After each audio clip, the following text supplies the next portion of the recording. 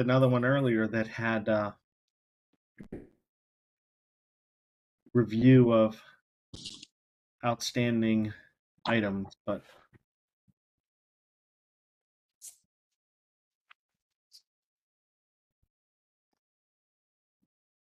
Linda, do you want to? Are you doing a new one up quick, or what are we doing? Yeah, I don't know what happened there. It should have said something different, like the other items. I can just. It should have been continued review of what we were discussing from last week. So yes, but I think at this point, since it's already been posted, I think we could take the motion from the floor to amend the agenda. All right. Well, let's go ahead then, because if we do have a quorum, we can do that first off. Well, good evening, everybody. Meeting number 20. So we do have a quorum. Can I take a motion from someone to amend the agenda to add that bullet point of review of existing or outstanding items? I move to amend the agenda to include the review of outstanding items. Thanks, Jen. And a second? Seconded. This is Paul. Thank you, Paul. Yeah. All in favor? Aye. Aye. Aye. Aye. All right, so that passes. You still need to pass the agenda. I know that. I know that. While Linda's doing that, let's go ahead and review we'll review and approve the minutes from June 25th. That was posted. So I just need a motion to accept those minutes, the video minutes that's now posted on our site. So moved. Motion to approve the minutes that are posted. So that's a first and a second again, Jen and Paul. All in favor? Aye. Aye. Aye. Any opposed? No. So Linda, do you have the new minutes then? And all we're doing is adding a bullet point, right? The new agenda. Yes, correct. Okay. So let's go ahead and move that new agenda, which is just adding the bullet point for additional discussion of outstanding items. Do I have a motion on that?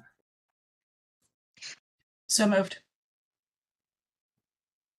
Second. And all right. All in favor? Aye. Aye. Any opposed? No. Okay. So that passes. Linda, you want to just circulate that and then post it? Yep, we'll go ahead and do that right now. All right, perfect. So we're going to just continue where we left off from last time, and we have 7 or 8 things left on our list. Aaron, I want to start with you. Our item number 113, which is the ER test. Do you want to lead that off? Can I defer until next week on that front? You can defer, but if it's the only item for next week, then I don't know how that's going to go. So yeah, then I'll come back to it at the end of this meeting. Okay, that's fine. So then the second one is our item 114, which is your Rec and Parks test. Todd, can you be clear on what document we're looking at? Hang on one second. I'm sorry, Paul, go ahead. Can you be clear on what document we're looking at? Is this the backlot motions? Yes, that's correct. Yeah, it comes from the summary that Lisa put together, and that was the first one was item 113. I think, Lisa, your second one was item 114, which is Aaron's Rec and Parks test.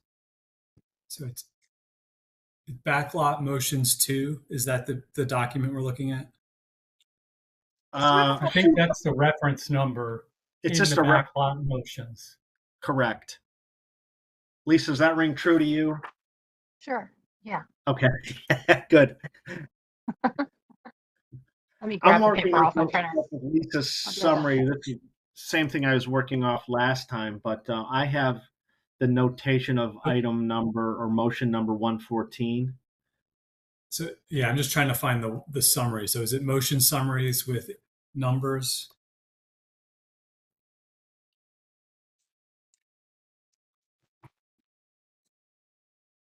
Lisa, do you have that Yeah, just a second. motion? I have, Your call. I have the one that I edited and Right. sent out, but I need to find it. Sorry. So I just dropped it in the chat. That's the Yeah. that's the number 114. Thank you. Thanks, Paul. Yeah, I mean, I guess I would like to understand what document everyone's looking at so I can follow along. Is This comes from the backlot Yeah, 113 and motions 114 are document. Aaron's two tests. Yeah. So we had a couple, so we had the backlot items that we sent out, and then we have the two motion summary with numbers. And then we had the other document that was sent out, the backlot items. and that's from a couple of weeks ago, right? I mean, that wasn't sent today. We had a few items sent today, so I only received one, so that's, I guess I got one email. The voting combined. right, so the Agenda. voting combined had everything from last week as Right. well as the agenda. But the we had backlight items, and then we had the the motions that we still had to go through, and then the combined motions. And Do you that want us was to send circulated everything out today. again? Yeah, I did not receive that today. No, you if did that not was, receive that today. I did not. No, I know you did not. No, You no. did not receive that. Okay, so I'm just trying to find, so what Word document is Paul, I mean, I guess, not sorry, Paul, I but can Todd, share what my Word screen. document are you working from so I can follow the discussion? I'm cheating. I'm working right off of Lisa's summary, which is entitled APFO motions text.docs. Okay, got it. That's what I was looking for. Thank Okay, you. And if so you go to just that, to be you go clear, down to answer your number question. 4 on the second page. It's the second item or third item under the show of hands. Yep. Because, I've got okay, just to summarize, if we're talking about new tests in APFO, Paul, did you still want to talk about a bike test? And then yes, 113 and 114 were Aaron's ER and Rec and Parks. Thank you. I'm withdrawing the bike test because we, in a prior motion, did complete streets or something like that. That was approved last week. So Okay, you can thank you. withdraw that. And then I know on the Parks and Rec piece of it, I know we talked about this in one of the earlier meetings. I understand that, Howard County doesn't have it in ATFO, but there are park requirements in the development guidelines, if I'm understanding that correctly. And so I think I'd emailed a few weeks ago that I was fine withdrawing that because it's just where it sits in the code. It's already accounted for. It's just that it's not in APFO, it's in the design guidelines or development Yeah, we have guidelines. it in our development guidelines. We have various open space requirements, and then we have a whole land preservation park and recreation plan that we submit to the state every 5 years. That sets acreage guidelines that we need to meet, as well as proximity. We do a proximity analysis looking at where people are located in relation to parks, and that's a state requirement. So, as far as our adequacies are covered with regards to how much land we have for parks and recreation from various aspects and open space requirements and various aspects of our code from a state perspective and a local perspective. And so in some jurisdictions, and they don't have a test, like I know you were pointing to Baltimore County. I mean, theirs is not a testing requirement. They just happen to have codified in a different way for open space requirements under APRA, where ours is in our subdivision regulations as part of our zoning.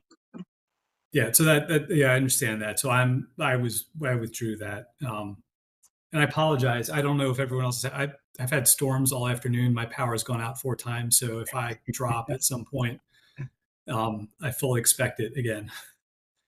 Yeah, I'm having issues here as well with the wrath of God happening in my yard right now. All right, so let's turn then, Aaron. We'll delay on the ER thing for the time being, and then we'll see how it plays out. Okay. one of the other items from last week carrying over was Antoine's. I can't see if Antoine's there. I assume he is, but Yeah. I don't know who's Yep, who's I'm in here. our room. So Antoine, you had item number, it was 9 and 118, which is the pilot program for projects that do not have allocations. So if you want to go with that, floor is yours. Oh. Yeah, I need to be ready to talk about that one. Let me go back to my notes. Because it's been a while since I wrote that. It's been a long while since I wrote that. If my brain is remembering right, pilot program. There is a provision. Actually, give me a few minutes. Let me go back to my notes. That way I won't misspeak my notes. And that'll take me all of 5 minutes. We can Todd, go to the while next. he's looking for that, can you just tell me the number that you're referring to? The number that I have in my notes is item 9 and 118. I just put 118 in the chat, and I'll find 9 and drop that in the chat as well, so everyone can look at the same doc. No, I appreciate that, Paul. I'm looking at my notes around it. That way I can remember the justification for it. Okay, so 118 is allocation not available, the list of application waiting for the housing unit allocation. How many share my screen just so we're all working from the same sheet here? Actually, 9 says the same thing as 118.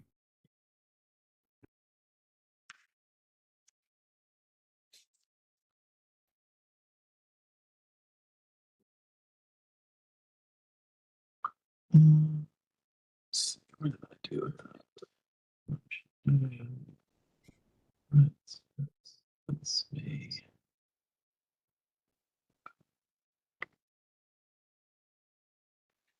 So can you see So- my sheet, Yeah. my screen? Yes, I can. Yeah, that's helpful. Okay. Thank you. Yep.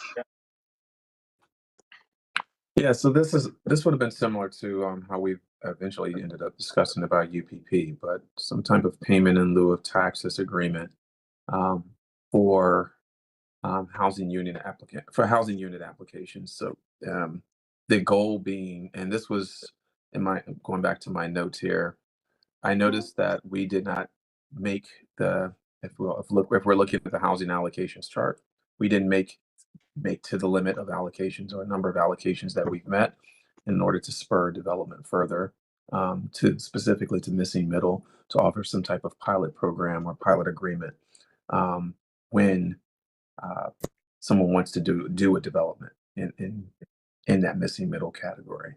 That's where my brain was going with that.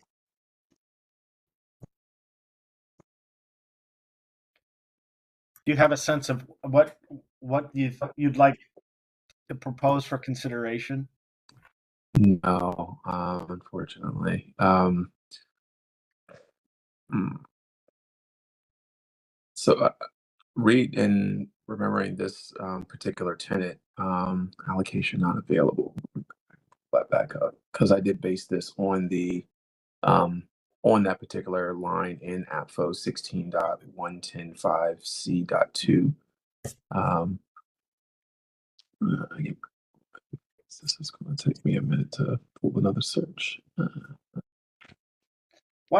Go ahead, Antoine, and take your couple of minutes, and what we'll do is we'll move on to another thing, and then come back to you if you can kind of Yes, I split your can. brain and search at the same time we're talking about something else. Is that all right? Or Yep, that's just fine. so Lisa, let's go ahead and talk about your for lack of a better term, kind of your Plan B votes. There were a number of them that have been withdrawn. Paul has withdrawn 37 and 125. I had withdrawn 50.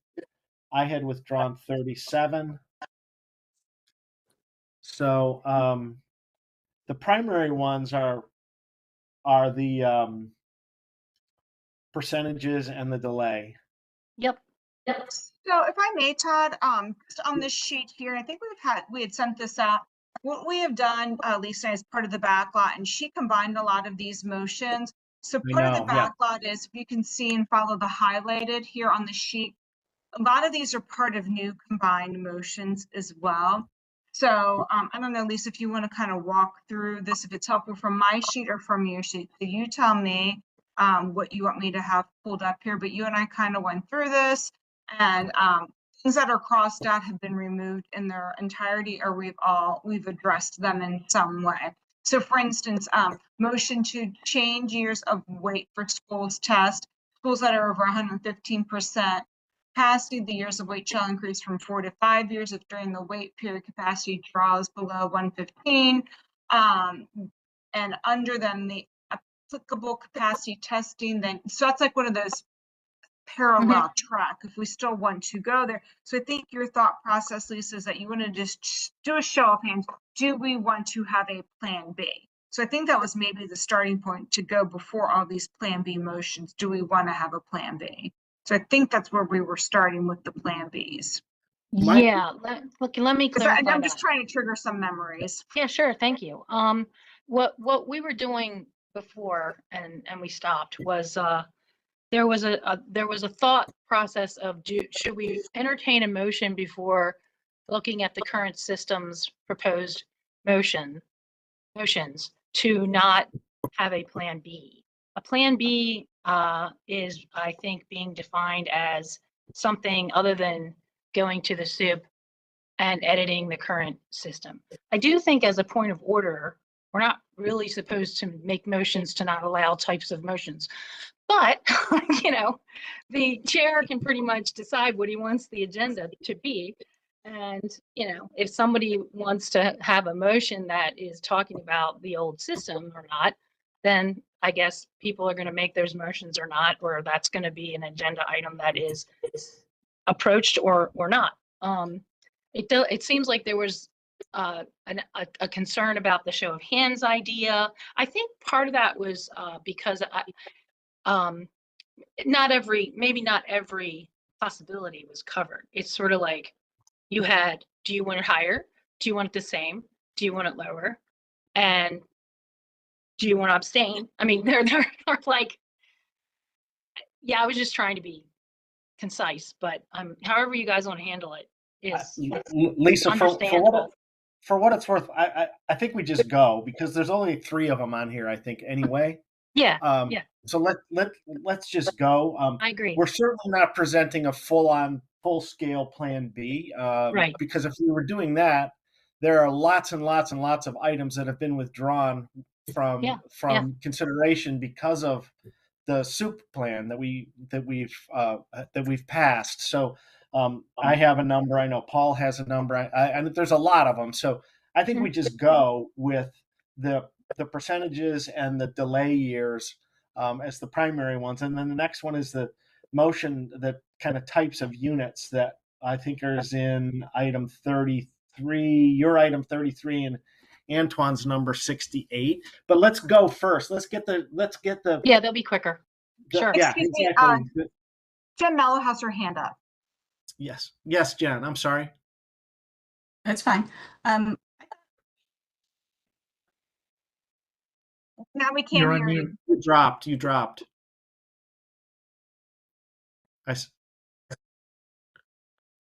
have no. Right now, we don't have any audio from you. I don't know what happened.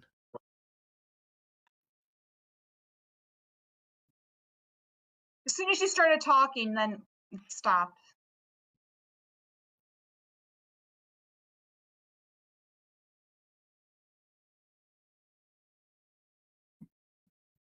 She said she'll put it in the chat.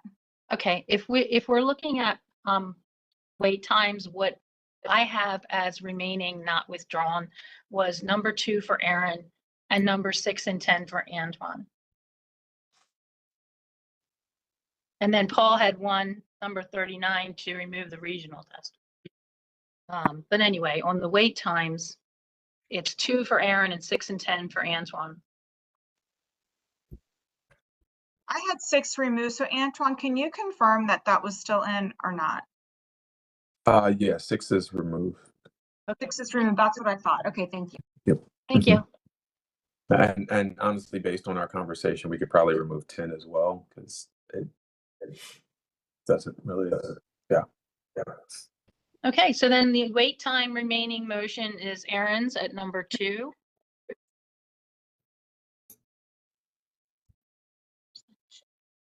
And I mean, Aaron, I you guess I'll make that motion. I think it's pretty clear. It's increasing the wait time from 4 to 5 years for schools that are at or over 115% capacity. And then obviously if the wait period capacity drops below the 115%, then it would go back to 4 years.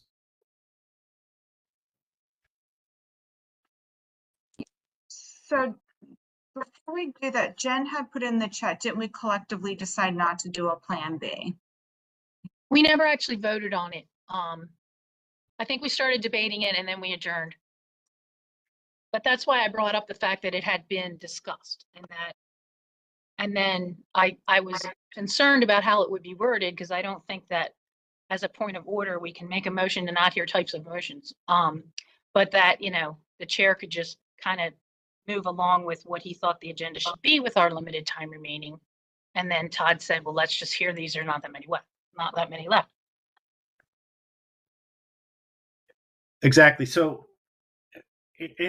and Jen, with respect, I hear you.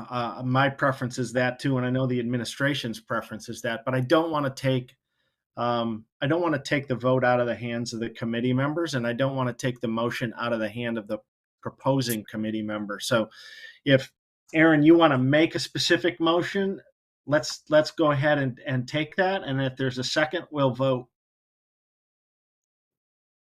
So I mean, I'll make the motion that's outlined in bullet number 2.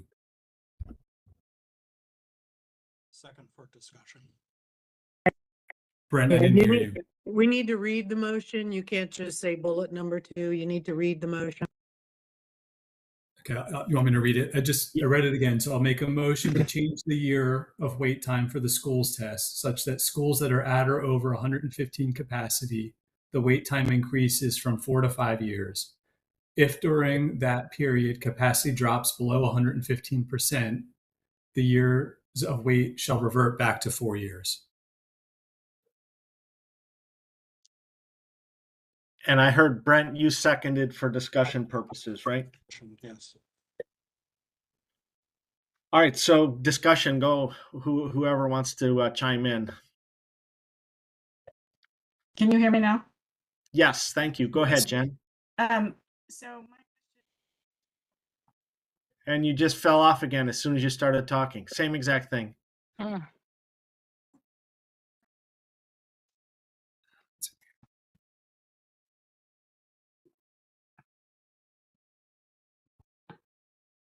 can you hear me now?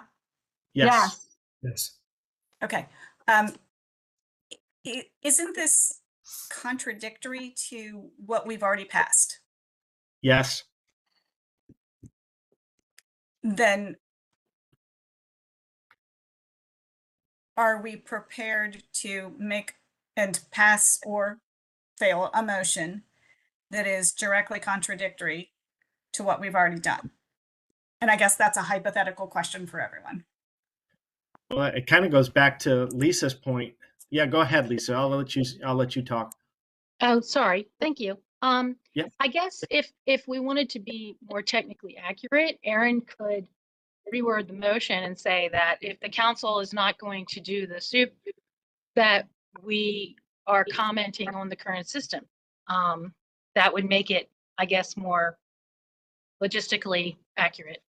But I mean, I can tell you in the last task force, we had plenty of motions that contradicted each other because we didn't know what the council was going to do. And we talked about certain things and certain other things. And if you do this or if you don't do that. So I don't think it's a problem to have it like that because people do have thoughts about if the soup doesn't pass, what do you want? So, I mean, if you're concerned about it seeming to be contradictory, maybe Aaron can put it that way, that if the council does not want to proceed with the soup plan, that here's a thought on the old plan. Can I suggest a process approach to this that hopefully addresses it? Can we, at the right time, put forth a motion that basically says the committee fully endorses the SOUP proposal. In the unlikely event that the council chooses not to proceed with that, we have a series of secondary motions that reflect proposed modifications to the current model, and have those as a set of secondary motions, for lack of a better term. But they're conditional upon the council rejecting the SOUP proposal.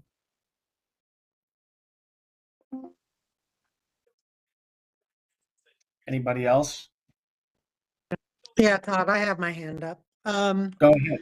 So, I think, first of all, this is, again, Plan B, call it whatever you want, but this doesn't really, it just doesn't really solve the problem. This is the problem we've had for the last 10 or 12 years. It doesn't matter how long people wait in the queue. If you're not doing anything to solve the problem in the time, what does it matter how long they wait? So I don't see where this solves any ABFO issues at all whatsoever, because there's no resolution built into this motion. So for me, I would be against it. And I would also say, as I know I've said before, there were at minimum of two laws that were brought before the state of Maryland this year. Neither one of them passed. I'm sure they'll come back up again next year. If you look at anything in the news, all the counties, not just here, Baltimore, Anne Arundel, Montgomery, everybody wants more construction, more building, more housing. So two of the bills that passed, one was to, as we said, take the teeth out of ABFO, and the other one was to statewide limit any waiting period to 4 years. So I feel like this is something that we probably don't need to address. And if we are, then there's no teeth in this, because it's not doing anything other than making people wait. Thank you. Thanks, Laura. And are there other hands? Go ahead, Lisa. I'll be really brief. I think Aaron's made a motion. I think the motion should be what Aaron wants it to be, because right now we're just trying to let people be heard. And, people disagree with it, then vote no. But I think that it's his motion. He should word it the way that he wants and just go from there. Thank you. Then can we call for the vote? Any I other have- comments? Go ahead, Jen. I put it, I didn't know if you would be able to hear me. Aaron, can you address what you think the impact of this motion would be, and what do you think it will achieve? I mean, the hope is obviously that with time, that it'll give the school system additional time to plan for incoming students. I know that hasn't necessarily been the case historically, but for schools that are at this significant overcapacity, it would give another year of time for the school system to plan for those inbound students.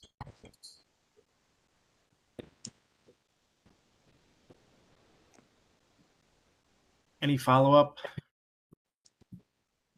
Jen, are you satisfied? Anything else? Because Laura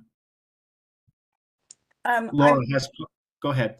The only thing I would say is, the way I've been kind of comparing it is that you can either attempt to collect money to get the flow through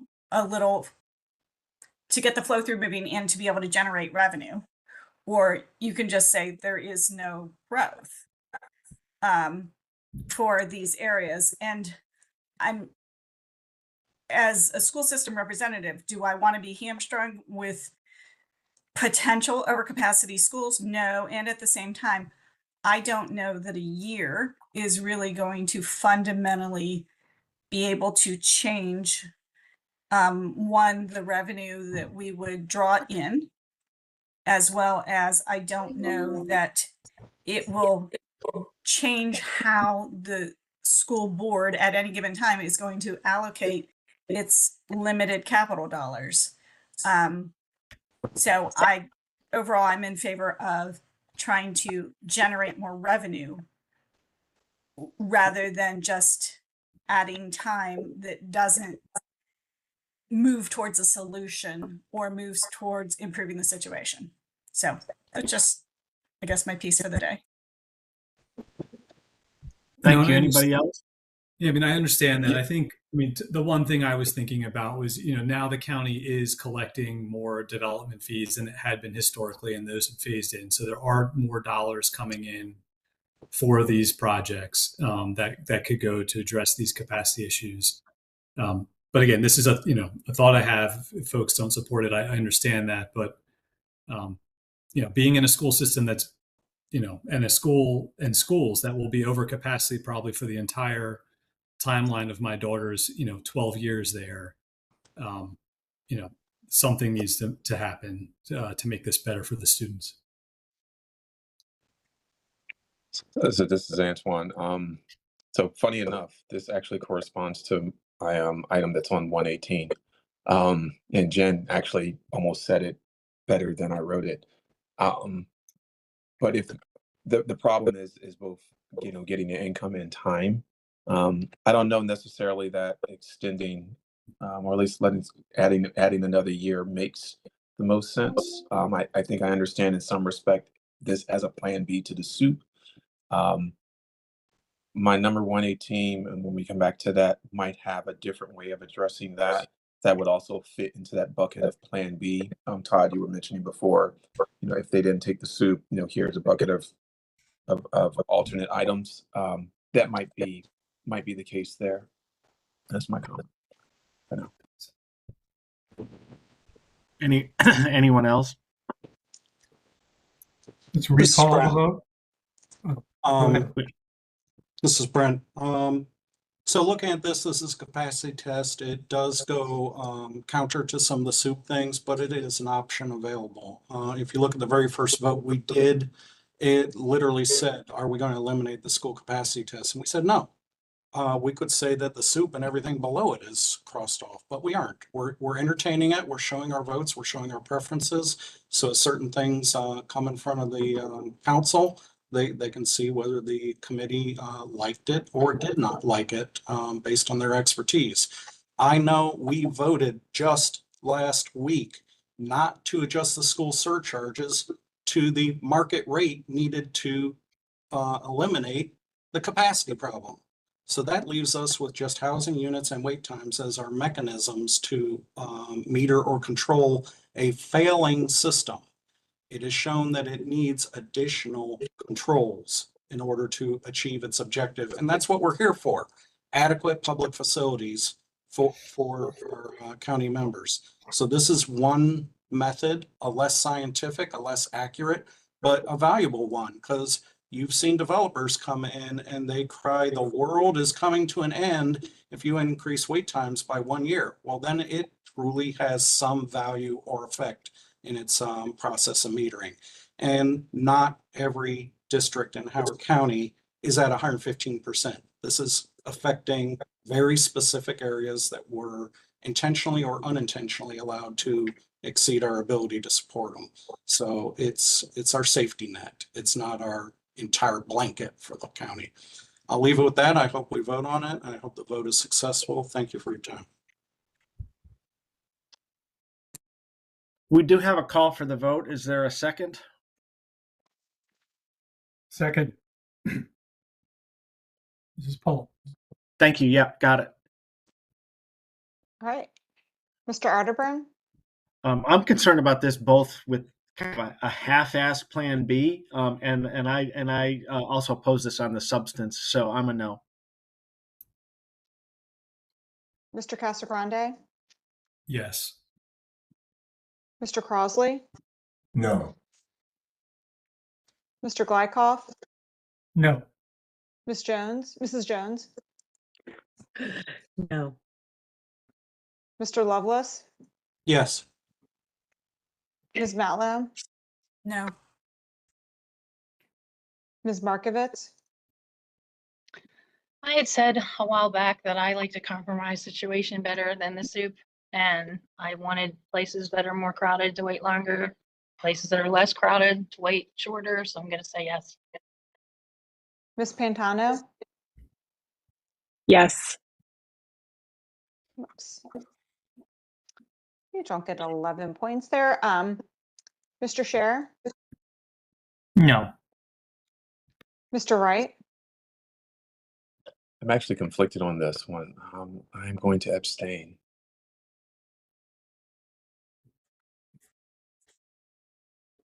okay.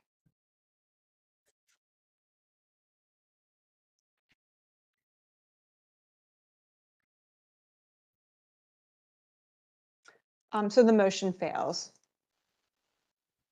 5-4. Oh, 6-4, I'm sorry. Yep, 6-4. That's what I had too. All right, Lisa,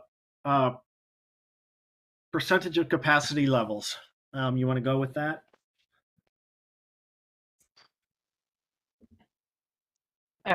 Linda, can you help me out with this? Because I don't have the numbers in front of me because we were talking about a show of hands on this. And Yeah, we're not sure. doing that. And some were higher and some were lower. And then Paul had one to remove the Regents test.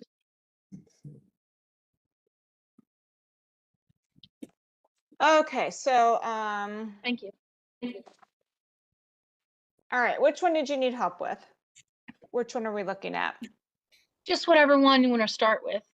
That like there were, which I'm also not sure if you've received information about people withdrawing some. So I want to go with your list. No, instead. no, but can you repeat that from the beginning? I was paying attention to finishing the vote, so I didn't hear Sure, what I'm was said. sorry. I'm sorry. So we're talking percentages. So some wanted higher percentages in the old system, some wanted So lower. a lot of them are taken out. So what I Yeah, have left. thank you.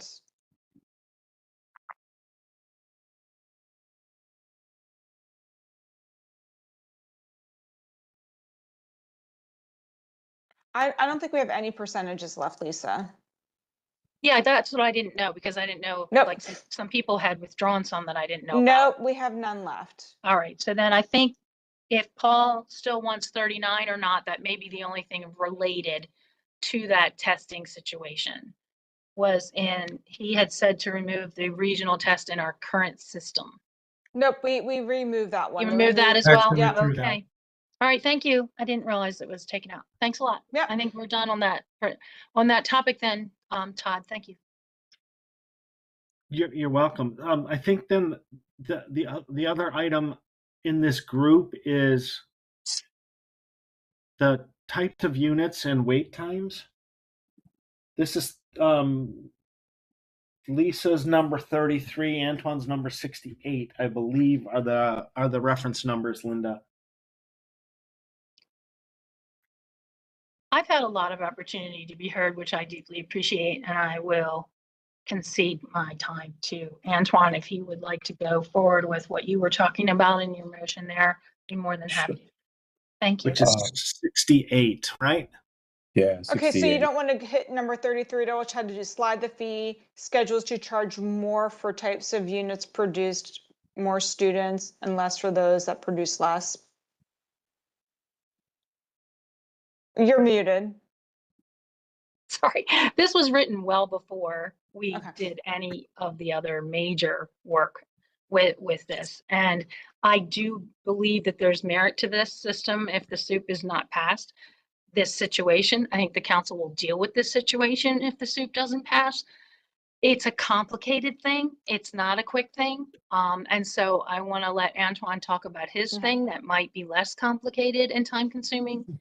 And I don't want to take us down that route that I think most people in the committee would not support, and it would take a lot of debate. So I'm willing to put that aside. Thank you.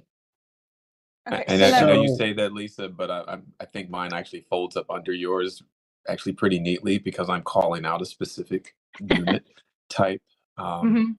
And effectively 68 is asking the question, and we've heard it in presentations, that we need more missing middle housing Mhm. in the activity centers. And it is, I think Todd had spoken about it and a few others had spoken to, that it's not the most business friendly or developer friendly set of units to make. But if there were some way to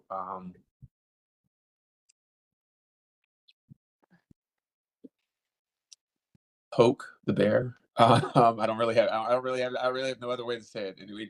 you know, if there are items that have smaller unit yields that at some way addressing the roads test, well, now the multimodal test and the school test, so that we can spur that development forward for those missing middle types. I don't know if that goes a little bit too granular for APFO.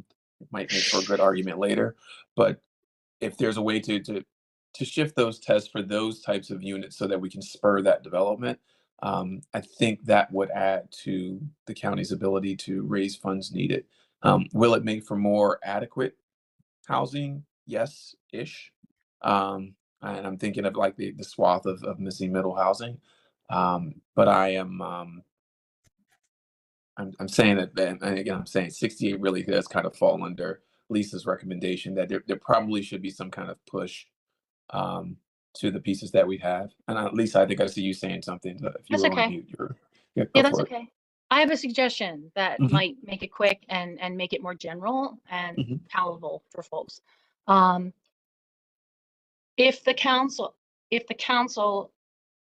decides to stick with the current system, we would suggest that they use the school weight and the school fees to incentivize types of housing that are lacking in the county and to have sourcing of students be a factor in types of units and how long they should wait and how much they should pay. If you And can I write should have that up, written that if you down write that up, I would because second. that's what I'm No, thinking might no. capture what we're saying. Yeah, no, if you write that up, I would second that. That coincides with my thinking. Yeah. But again, I Can just I make a suggestion? trying to make sure that I'm clear that this is related to if the council does not choose to support the soup. I assume so because with the soup, you already have a definition of being more crowded is paying more money. Right. That's kind of what it is. Whereas if you don't have the soup and you've got a one size fits all APFO again, which is something we kind of all agreed needed a little adjusting on that issue. And so if you don't have the soup, then we would say, hey, can we address the fact that if you have a type of unit that produces more students, they should pay more, they should wait more than the opposite. And then adding Antoine's piece about missing middle housing until they do comp zoning, we could say that you can use the fact, if you're not doing the soup, you can use the fact that there's a wait. You can use the fact that there should be differential fees because there's no differential in fees without the soup to incentivize types of units as well. So you can kind of use the current system if you keep it to incentivize the type of things you want by making it less weight, less money. You can use the current system to have more fair weights and monies from the type of sources of students being higher or lower than others. So that's kind of what I was talking about. And that's what I was trying to get across before we even talked about soup existing. I wanted to have this be something that was addressed. So But we're already kind of. I'm sorry. I interrupted you. that's okay. I'm done. apologize. Thank you. That's fine. We're already piggybacking on the school surcharge, and the school surcharge is wholly within the authority of the county council and the county executive. They're already doing this because they already exempt certain housing types from, or they have a lower school surcharge for certain housing types. I'm not clear on what we're adding to this because the school surcharge is not specifically APFO. That's something that stands outside of APFO. And at least with the soup, we're proposing that the existing or future school surcharge serves as the basis for any additional fees that will be levied as a result of the schools being overcrowded in a proposed project's poll area. So I'm not sure on what exactly we're trying to do here. Well, what I'm trying to do here is if we're not having soup, we are back to charging everyone the same fee, whether they have 150% overcapacity or 100% capacity. It's not even a trigger point of weights we're talking about. We're talking about everybody pays the same fees no matter how much impact they have on the school system. And the soup addresses that issue. I think that's a good thing about the SOUP, is that it does charge more for people who are then in more crowded places and producing more impact. And so just like Aaron's motion was saying, well, if you don't do this, how about this? And that didn't pass. I'm saying, if you don't do this, how about, and I'm keeping it general, because we can't sit here and create a chart with numbers. So I'm just keeping it very general. And I'm even adding something that can be considered helpful to incentivizing growth. That you're addressing, if it's not SOUP, please look at differential school charges. It's like right now the council and the county executive can change APFO any way they want, and we're making suggestions on what we think they should. So we'll be saying the same thing about the charges, that if SOUP doesn't pass, we think that they should charge more for more crowded places than less. And we should also say that you can make people wait more or less depending on a degree of crowded, instead of everybody, whether you're at 106 or 149, all weights the same. That's what I'm talking about. And then adding the missing middle thing, saying, and also you could use weights and money to incentivize missing types of zoning needs until it happens. So just trying to make it as, as minimal as possible. Just to answer your question. Thank you. Yeah. Yep. We're going to need specific motion language. Who's doing that? So Lisa, would this be, and Antoine, would this be regardless of the SOUP? Because I kind of see this being regardless of SOUP, that you would have missing middle affordable units incentivized regardless. So I think you could almost make like a broader statement just saying that you would, I almost think what you have here, having housing units, affordable housing units, missing middle housing units, have the APFO testing modified to be proportional to those types of units. I mean, in hearing you say it, Linda, it could be outside of the SOUP. It could be its own recommendation outside of that. I hear you there.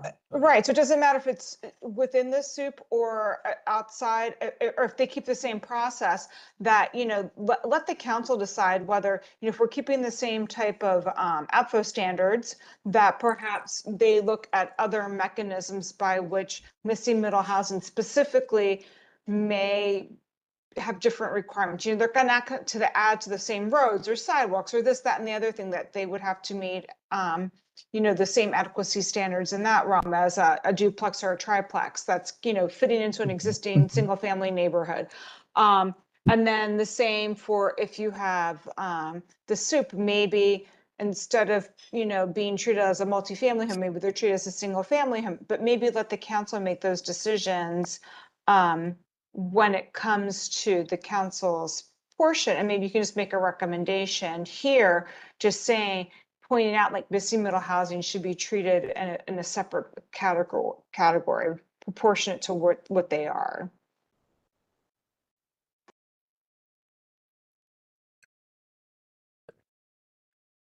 I think that that would be a motion that Antoine would make that would stand by itself.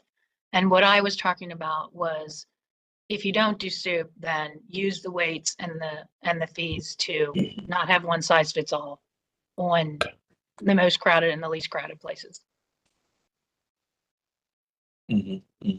That's two Right, and different I'm things. addressing his specifically, which has Sure. to do with Yeah, missing middle yeah. housing specifically. Yeah. And, yeah. literally regarding smaller unit yields and modified school and roads test.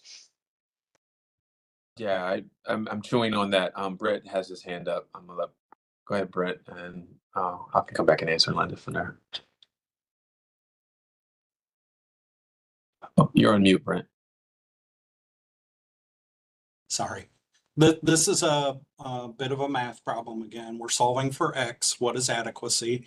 And the underlying school surcharge, which is now part of APFO if you do implement UPP, they're intrinsically linked together. You look at per square foot, little units generate less fees, large units generate larger fees. There is a desire that's been pushed by a lot of different entities. Let's try small, middle, and large, or missing middle as the components. You can use those as long as they result in the same result, that you have adequate and sufficient funding for the capacity that they produce. And incentivizing in and of itself is an implied statement. We know what adequacy is. We're willing to give less than adequate resources in exchange for something else. And that is the ask here. In order to apply missing middle, which if you look at the development monitoring report that just came out, is going to be the vast majority of new construction in Howard County for the next few years, is going to be excessively incentivized, and to the extent that it impacts the school system. So keep all those key factors in mind. I really hope this is being used to solve for X as opposed to addressing side issues tangential to this. Thank you. So are we looking at one motion or two now? I'm not very clear. I think Linda was saying that Antoine's motion could apply to soup and non-soup because it could just be talking about allocations test if the other test didn't exist anymore. Whereas mine was more along the lines of if you don't do soup, take a look at another way to have not one size fits all fees and weights. So I do think it, if you want Antoine's to apply to both, it should be separate. I think as we're talking, it should probably still remain separate. And yeah, And- I'm tweaking the language right now just to make sure that this sounds good in my own head as a motion. Antoine, then do you see this as tying back to your deferred item that we started with? It seems like they're related. Well, yeah, because back when we did this exercise initially, there was no soup in our thoughts. Right. There was no soup at all in our thoughts. And a chunk of what I looked at was how do we tweak the incentives to get some variable weights to improve the used allocations, or what should be used allocations. And so is it tied to it directly?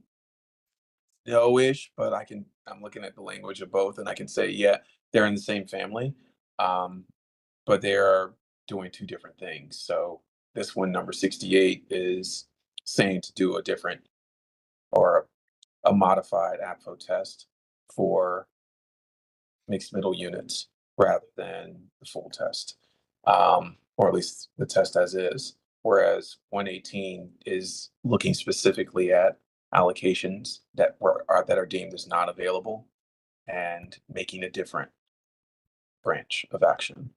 So let's do this then, Antoine. If then you're thinking that there's going to be a motion you want to address out of 118 and a different motion out of 68, Yep. and Lisa still wants to address a motion out of 33. Is that correct? So I need three motions. I need language for those three. We have to problem. move I in got you. here. I've got 68 now. Give me literally another minute and I'll have 118 as well. Lisa, do you have Yeah, yours? sure. I'm ready. Can you put them in the chat? So that would be really Yeah, helpful that makes for sense. me. They will. Yeah. All right, I'll do Yeah. that.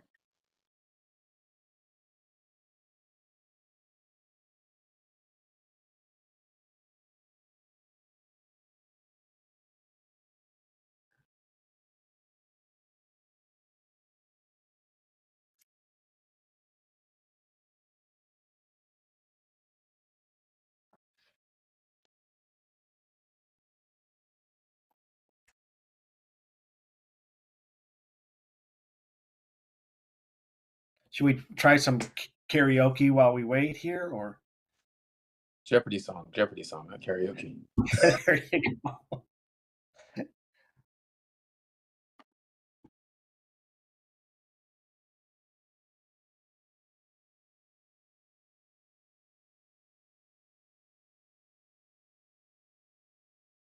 spelled my name wrong, but it's ready. Lisa moves. Yogi. So I move to recommend that if the SUP plan is not adopted, to differentiate wait times and fees, to charge, put more weight for more crowded areas than less.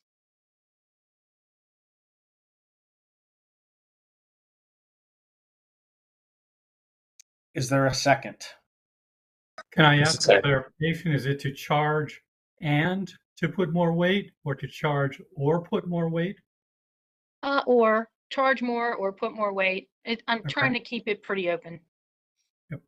So when you say charge more in this context, you mean specifically the school surcharge rate? Yes, it's like Okay. a mini soup. Yep. And like I said, I wrote all this down as a thought before we even had that as an option. So Right. thank you. So can you read it again? So we can have a second if there's a appetite for it. Okay, I And I move put it to on the recommend. screen. I'm sorry.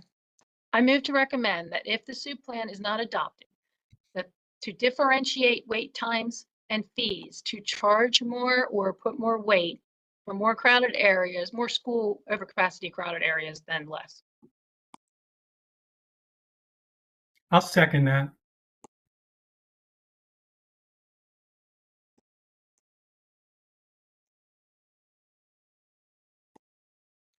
All right. Any more discussion? Anybody want to call for it? I'll call for the vote. All right, Linda, All right, Mr. Otterburn, I abstain. Mr. Casagrande, Yes. Mr. Crosley, No. Mr. Glykoff, Yes.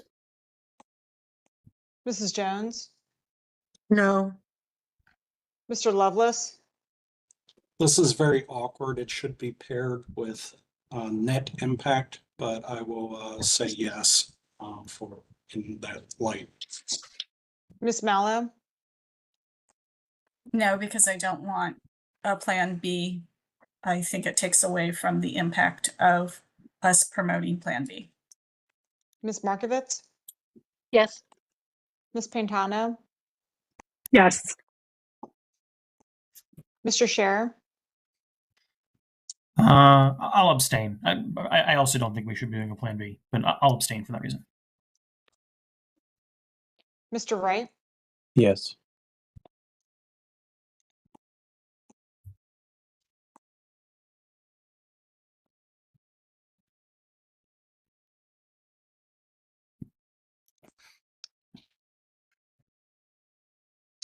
so the vote passes 6-3.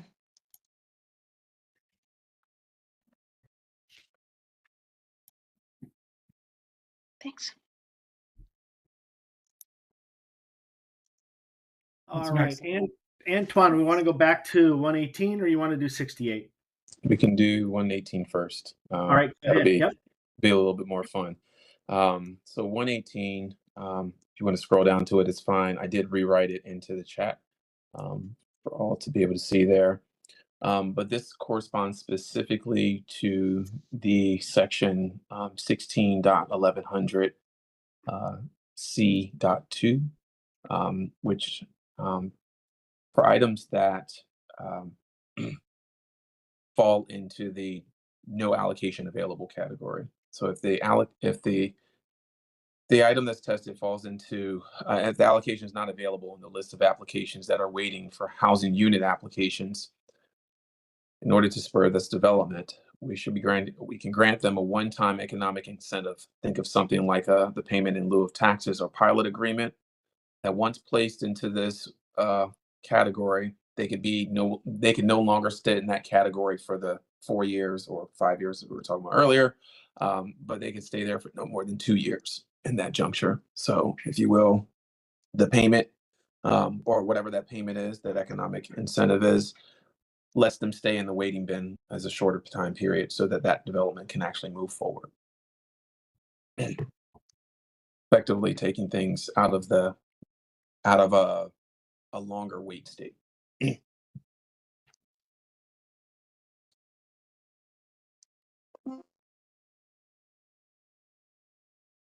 So this also is called a Plan B option because Because it now would there's a only- soup. Yes. Yes, correct. Yep. That's fine. Yep. And we need a second for discussion.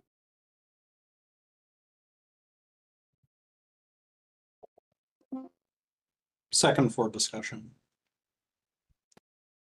All right. Anybody want to chime in?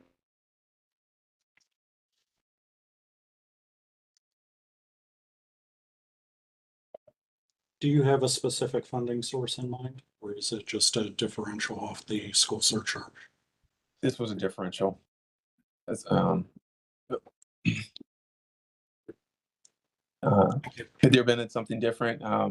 I looked at the pilot agreements and what those look like. I looked at school charges. Nothing really seemed to fit. Hence the more generic sounding for this. I'm not sure what other type of words to use to say that could be a different type of funding construct. Yeah, go ahead, Lisa. I just have a quick question, Antoine. The way this is written, it's talking about when allocations aren't available, Yes. you have 2 years to do this pilot, and then you get your allocations is implied. But then you mentioned shortening the wait. Did you mean for schools? Because that's not on here, or were you just referencing the fact that they wouldn't wait for allocations anymore? They wouldn't wait for allocations anymore. Okay, I understand. Thank you. So the way, and I may have read the law weirdly wrongish at the time, but it seems like once they go into this bin of an allocation is not available, they're put at the back of the pile, and they could sit there for a while, which as we've kind of heard from everyone everyone's testimony here, is that if an allocation is not used and it were to sit there for a long time, then there's development that's not happening that could be benefiting the county. If there's some way to maybe shorten that timeline, that's something that could stay in that I can't yet use this allocation bin a little bit shorter. That might spur that development to be used. That might spur that allocation to be used, and if you will, get something kickstarted a little faster. So one thing I just want to point a clarification on, if I may, the allocations are given first, but really right now what's holding up is not allocations not being available. It's schools being closed. So allocations really don't have anything to do with this. So I guess I would say this would only be an issue if we move quicker with more schools being open, then this would be a cap. Then this would be the other break. So I'm just kind of making that clear. So this isn't really an issue unless more schools are open. Gotcha.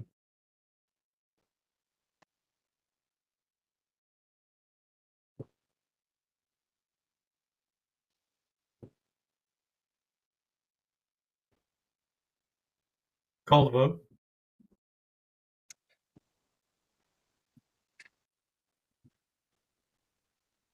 Second.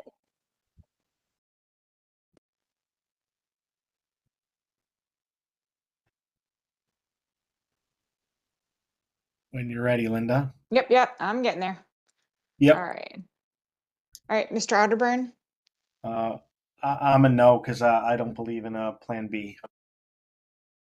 Mr. Casagrande, No. Mr. Crosley, No. Mr. Glykoff, No. Mrs. Jones, No. Mr. Lovelace, In spirit, this is well intended, but in actuality, the way it impacts schools is not good. So no. Ms. Mallow. No. Ms. Markovitz, Ooh, I'm a little bit torn because pilots aren't easy things that are just given out. They usually are given out to projects that are doing more than required affordable housing. So like, that's a good thing. But it's a complicated system, this proposal. So I'm going to abstain on this one.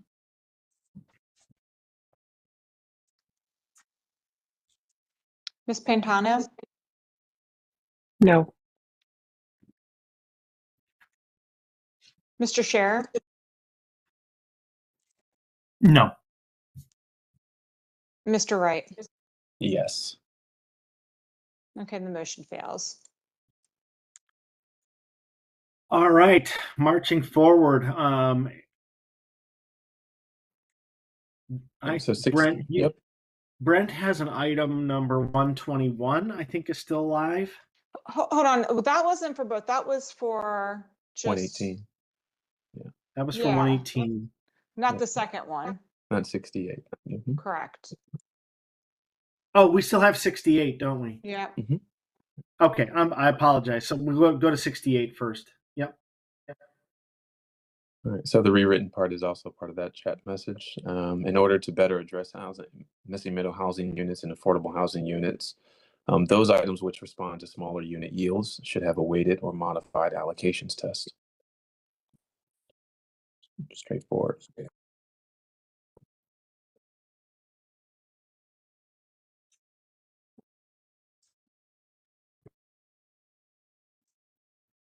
So we'll need a second for discussion again.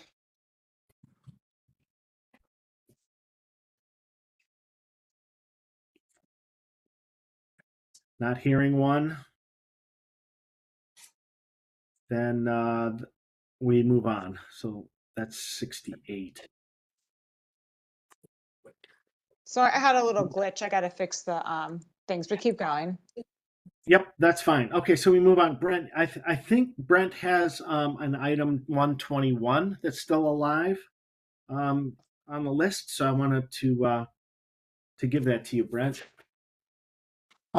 If you wouldn't mind, please present that on the screen. All I have is the hard copy. So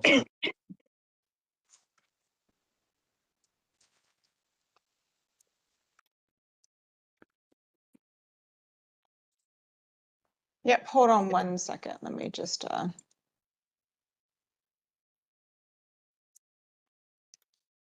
just dropped it in the chat if it's easier for folks to read. It's 120? It is 121. Oh, I did the wrong one. Sorry. 121 is Ms. Markovitz's. Oh, yeah, 120 is Jeremy. Yeah. We may have slightly skewed spreadsheets here. I got one of mine on 120. Is this the storm drain one? Is that because I see on the whatever I'm looking at is crossed out for storm drainage, but I don't know if I'm looking at the right chart. I have the same number that you do, Vanessa, which is 121. Stormwater drainage. Is yours crossed test. out? Yeah, Mine's Mine's crossed out.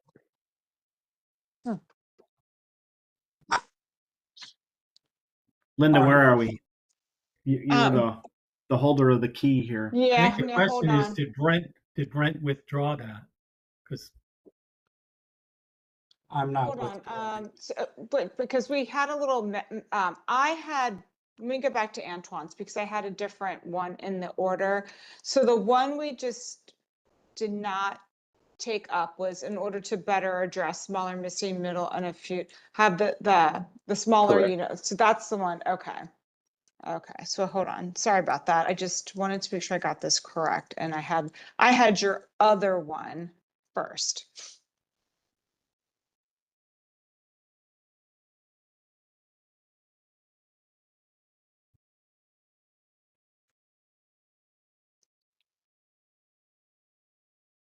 Okay.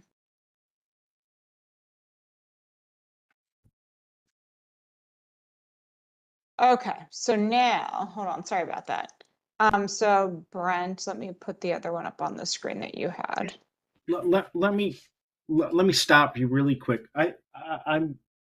this rolled over from one page to the next. So I think I missed Brent's number 60, which is a Plan B item. Eliminate minor exemptions from road test. Does that correspond, Brent, to what your understanding is of the outstanding items? I can work around that. It has no relationship with what you're calling Plan B. That's a UPP versus a different type of test. Yeah. Okay, so Brent, which one did you want me to show? Well, you guys are leading the charge. Any of mine I will gladly accept, but if there's a particular one you want to go over, we can do it and do it relatively quick if we keep moving. All right, so let's go to Linda. Let's go to 60. All right, 60 is eliminating the 4-unit or less exemption from traffic tests due to the potential for significant density increasing variability from missing middle housing projects. Basically, when you put a 3-story unit in the middle of a single-family neighborhood, you're going to generate significantly larger traffic and unpredictable amounts of traffic, depending where people choose to implement missing middle.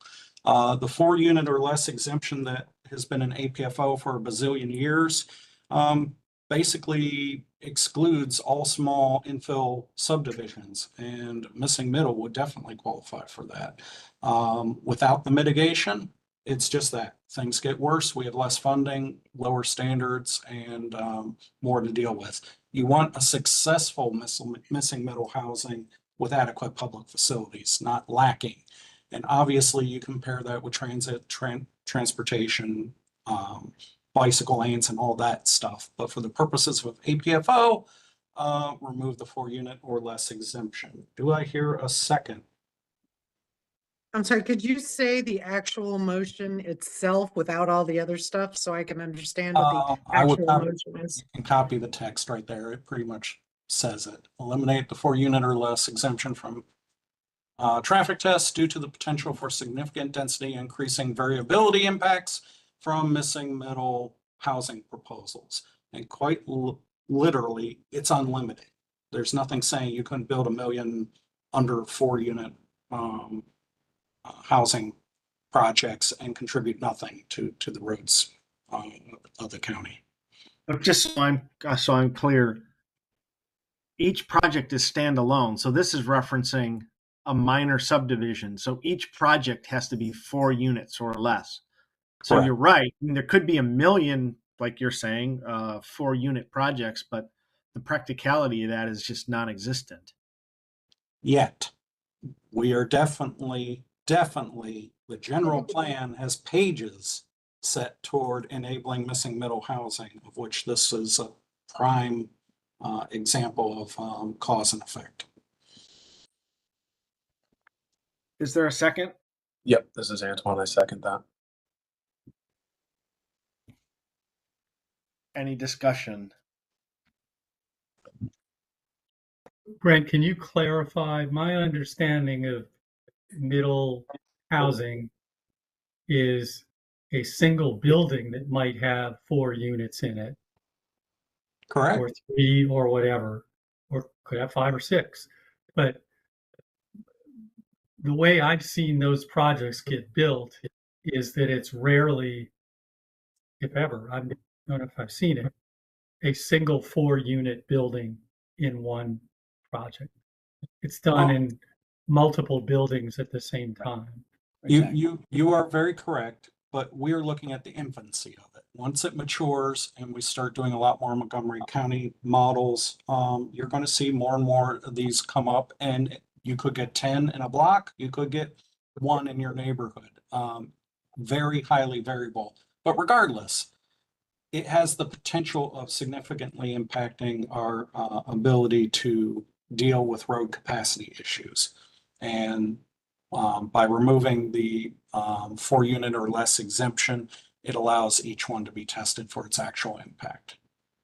So does this apply uniquely to Missing Middle, or are you making all minor subdivisions subject to this? All minor. Missing Middle is a good example of how things are going to change from what we're used to. But it could apply to just 4 single-family homes in a cul-de-sac.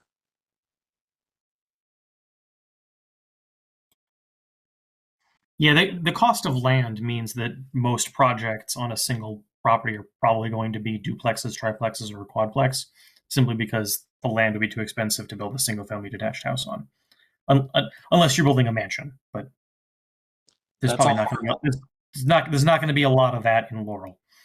And there also has to be the zoning to accommodate a request for 4 units on a half an acre. We're focusing on the wrong thing. We should be focusing on, are we covering our expenses and capabilities and adequacy of roads as we move ahead as a county?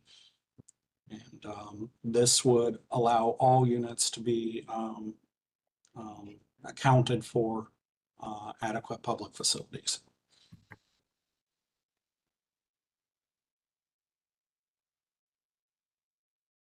I think Lisa has her hand up. Thank you. Since it's in the code that these 4 units are exempt from the road test, and Brent is saying to end that exemption, it's pretty detailed exactly what he's saying. And he's bringing up as a debate item the fact that the Missing Middle stuff is coming, and we may want to look at a reason to do this. I think that each one, if they weren't exempted, right, each project is only going to be looked at as to its own impact on the nearby road, and putting it into a classification that would pass or fail, warranting certain fees or something to help, right? That's pretty much how the road test works. So as we to me, know it, and please correct me if I'm wrong, most of the presentations I've seen on this topic, which is in schools, focuses on it's a requirement as part of any development in order to meet whatever the roads test criterion are. And that could be as little as adding, a 1-foot slab for a, mailbox all the way up to a turn lane or something of that nature. It varies, but it consistently goes with the standards that we have for all our above 4 units. So the goal is to make sure adequate roads apply to all. yeah, I just wanted to make sure I understood that each project would still be judged in being in this test they're not in now, with its own impact, not any kind of multiplying or cascading or domino effect. It was just at the time they would be looked at, they're going to be in the test looking at their own impact alone. So I think that's true. Thanks.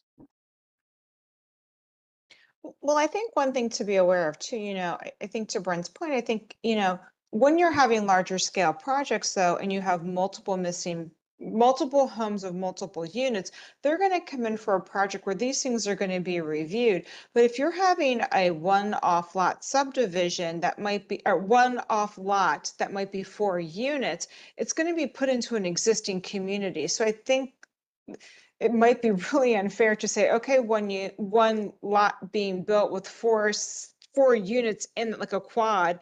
Now I want you to put in all the sidewalk and road that has to go in, and as you're being squeezed into the middle of an existing community, where you're almost changing the whole dynamic of that road system, when really you're trying to act as a single family home. And the whole point of that Missing Middle is to kind of look and feel like a single family home, but offer multiple units, and the impact that's being felt should be similar to that single family unit being fit in. So, and it's almost discouraging what's being said, the antithesis of what we were saying before, of encouraging Missing Middle housing, but now having a test to meet now additional requirements under APFO testing. So I guess I just needed to point that out. It's what we consider adequate or inadequate. I'm just trying to make sure everything is counted so that our roads manuals, which decide these things, can be applied to these in a reasonable way. Thank you.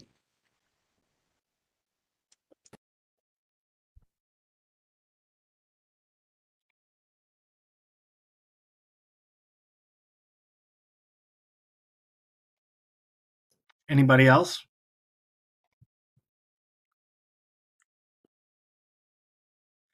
It seems to me that we're trying to impose a standard on, infill 3-lot subdivisions or infill 2-lot subdivisions or 4-lot subdivisions that are almost exclusively one-off projects in an existing neighborhood, like you'll see on Old Montgomery Road or Montgomery Road, where you might have an 1.5 acre parcel that has a 60-year-old rancher on it that they're going to retain, and they're trying to get two more units out of it. And I understand what Brent is saying, but now you're going to be adding a significant amount of cost to infill subdivisions, which have little to no impact, literally, on traffic issues. So my feeling here is that I can't support it, but that's just me. So anybody else? I see what you're saying there, Todd, but it's a little bit different, and because we're not saying that they have to do the mitigation. We're just saying that these 4 units or less items would no longer be exempted from the test. And if they're adequate, then there's no harm, no foul. If they're not adequate, yeah, that does increase cost to, what really would be a small unit. I think I see Right. Phil's hand up as well too. So you're adding to the test, and the testing at some point is not cheap. I mean, they may have to have a traffic study done. So that increases the cost. It's almost the antithesis of having the affordable housing in the missing middle, which you're trying to achieve. Yeah, this was my concern as well. Doing a traffic study falls into the noise if you're doing a 100 house subdivision.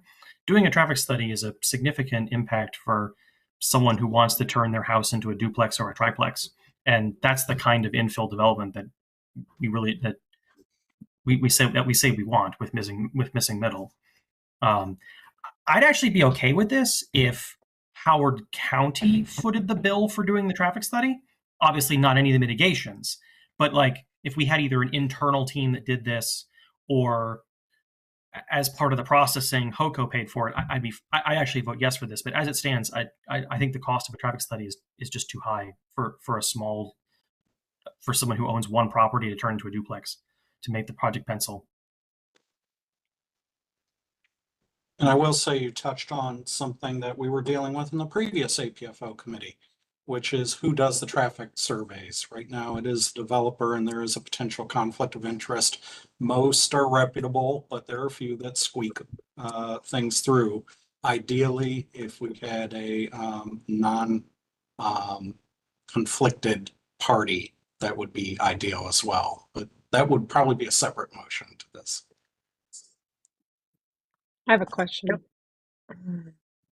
How ahead, many would Vanessa. actually fail the test if it's such a small subdivision?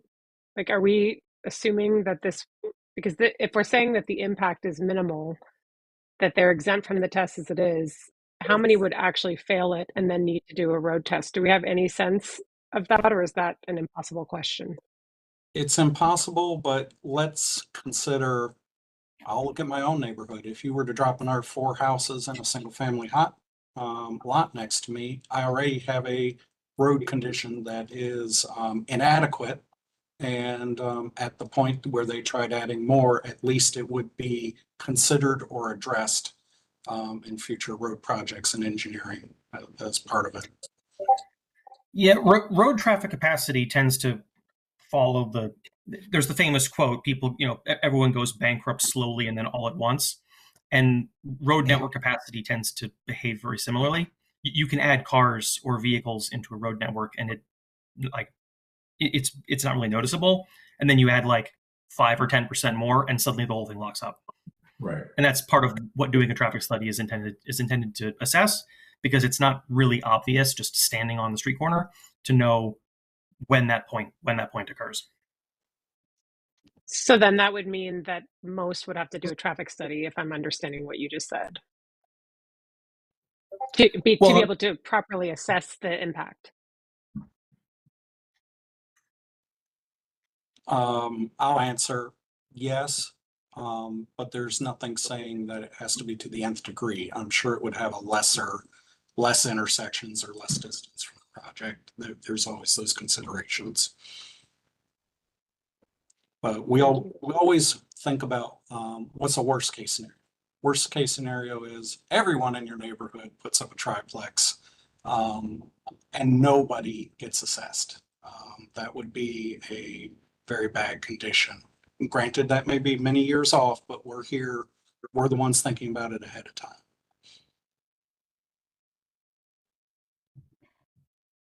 Anybody off top know the cost of the travel study? It depends.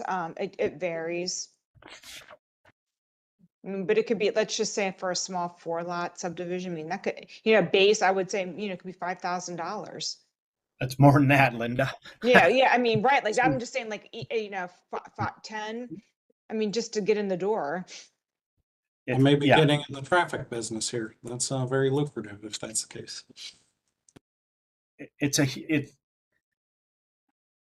It's a lot of Can I work. call for the vote? Please Can I do. call for the vote? Yeah. Anybody? Is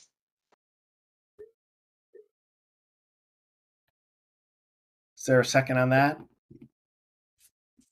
I'll second it. Let's go. All right, Mr. Arterburn. This is just adding more costs and more difficulty in development without accomplishing anything. I'm a no. Mr. Casagrande. I vote no. Mr. Crosley. No. Mr. Glykoff. No. Mrs. Jones. No. Mr. Lovelace. This supports our complete streets objectives. I can't see why it's so negative, but I will vote yes. Ms. Mallow. No. Ms. Markovitz. Yes. Ms. Pantano. Yes. Mr. Scherer. No. Mr. Wright. Yes. And the vote fails.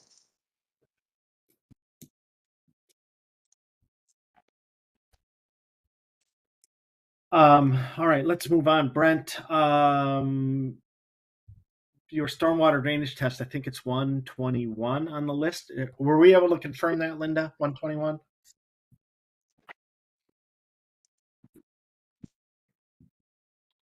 There seemed to be some question as to what was the correct number.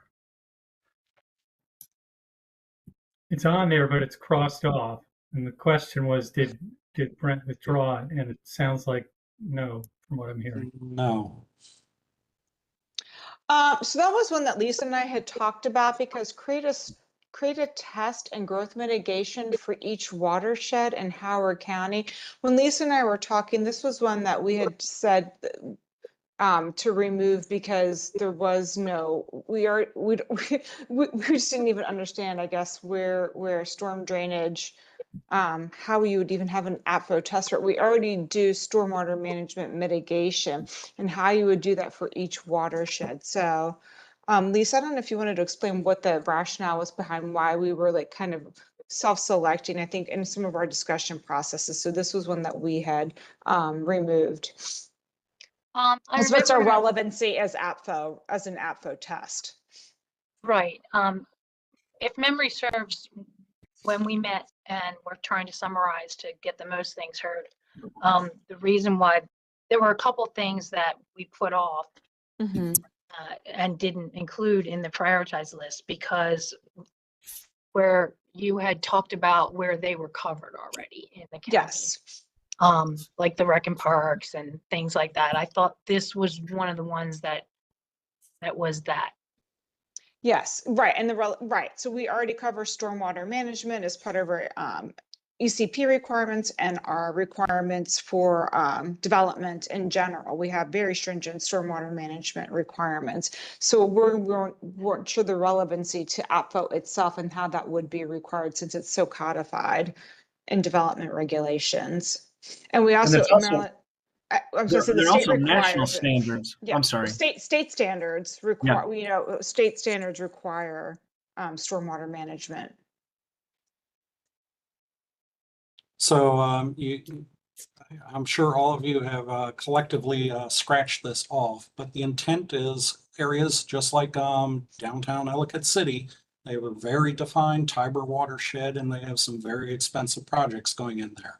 And yes, I understand new development does have its own localized stormwater requirements as well as you have countywide, but what you don't have is mitigation or contribution toward it.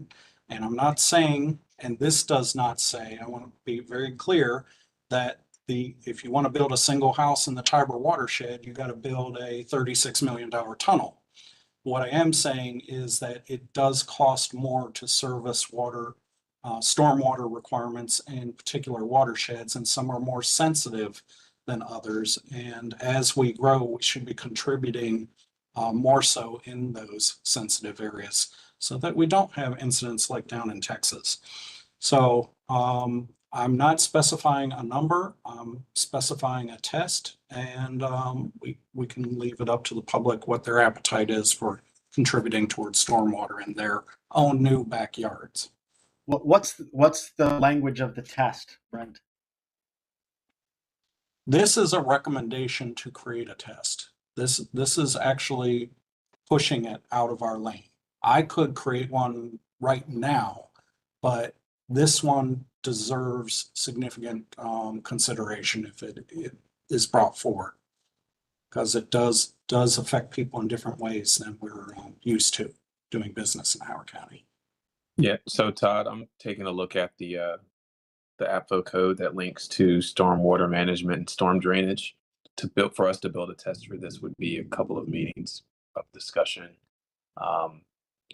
And that's just looking at section 16.133 of the storm drainage side of Howard County Code, dealing with runoff, dealing with restriction construction in the 100-year floodplain, off-site drainage fees. All of that stuff would be pretty significant. So, I mean, there's bones for a test in that standard, but there's not really a test for it other than saying that APFO says that you have to, as a developer, or if you're looking to build, you've got to work with the director of planning and zoning in consultation with the director of public works against these items.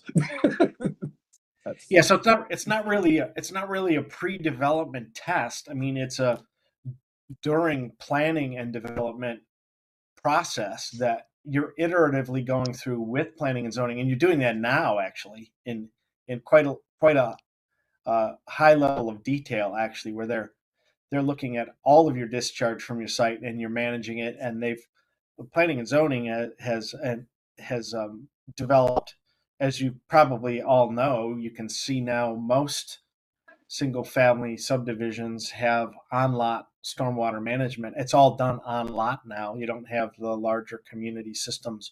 So it seems to me that we're not really creating an APFO test. We're creating a new design standard that we're trying to glom onto the current process as opposed to a pre-development test. I don't know how we as a committee would do it. That's a highly technical engineering It's question. all engineered by stormwater engineers. I mean, and there's other, and when I say test, I mean, we have regional TMDLs, total maximum daily loads for nutrients. So there's not only you have to treat for quantity, it's quality.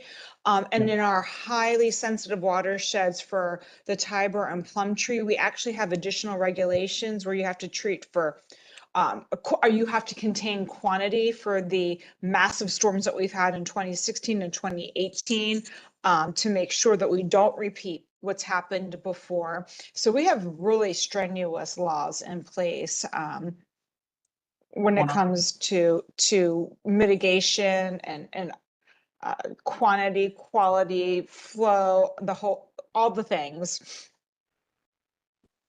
Well, the goal of this is to address not the local, but the community impact of stormwater. And obviously, it's much different depending which watershed you're in. And some have significant contributions needed, and others not so much so. But definitely, this could have helped in our flooding in Ellicott City a few years back, had it passed before. And this is not an unusual test. If you look at other jurisdictions, they do look at stormwater effects to their watersheds. Well, it is in ours, Brent. We look at it, at least as way APFO is written now, it looks at it, but not to, it looks at it on a macro level, not on the micro level. Linda's point about the standards and how some watersheds are treated a little more stringently than others. Those fall under some of the subsections that are linked in the link that I put into the chat.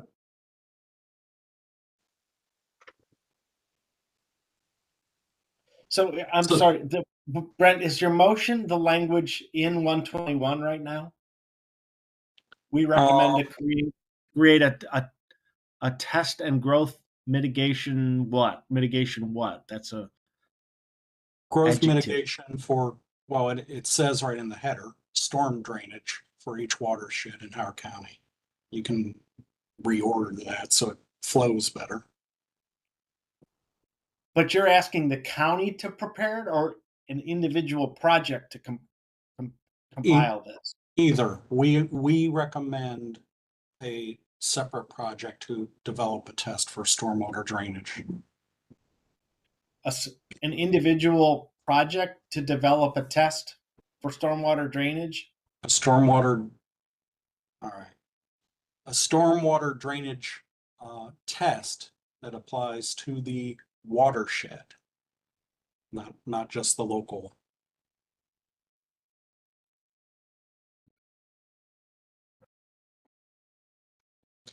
We see examples of this in the TIFs all over the county. We create little zones and we collect all their tax revenue and use it just for the project itself. We do it for parking garages and Toby's and other things. This is actually kind of reminiscent of a TIF. You're creating a special area that may have different requirements depending on its sensitivity. And if you're a good neighbor and you're doubling the size of the Tiber watershed and population. So Brent, yeah, is this different than the capital improvement master plan that water sewer already is applied to? Yeah, yes, it is, because it's who mitigates.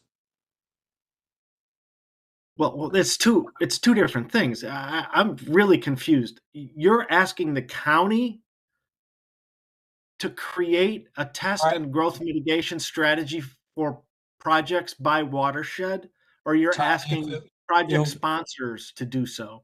Todd, if it'll make a difference in your vote, I will say independent project sponsors. If you trust the county more, then I will say the county, but it's something that needs to be addressed.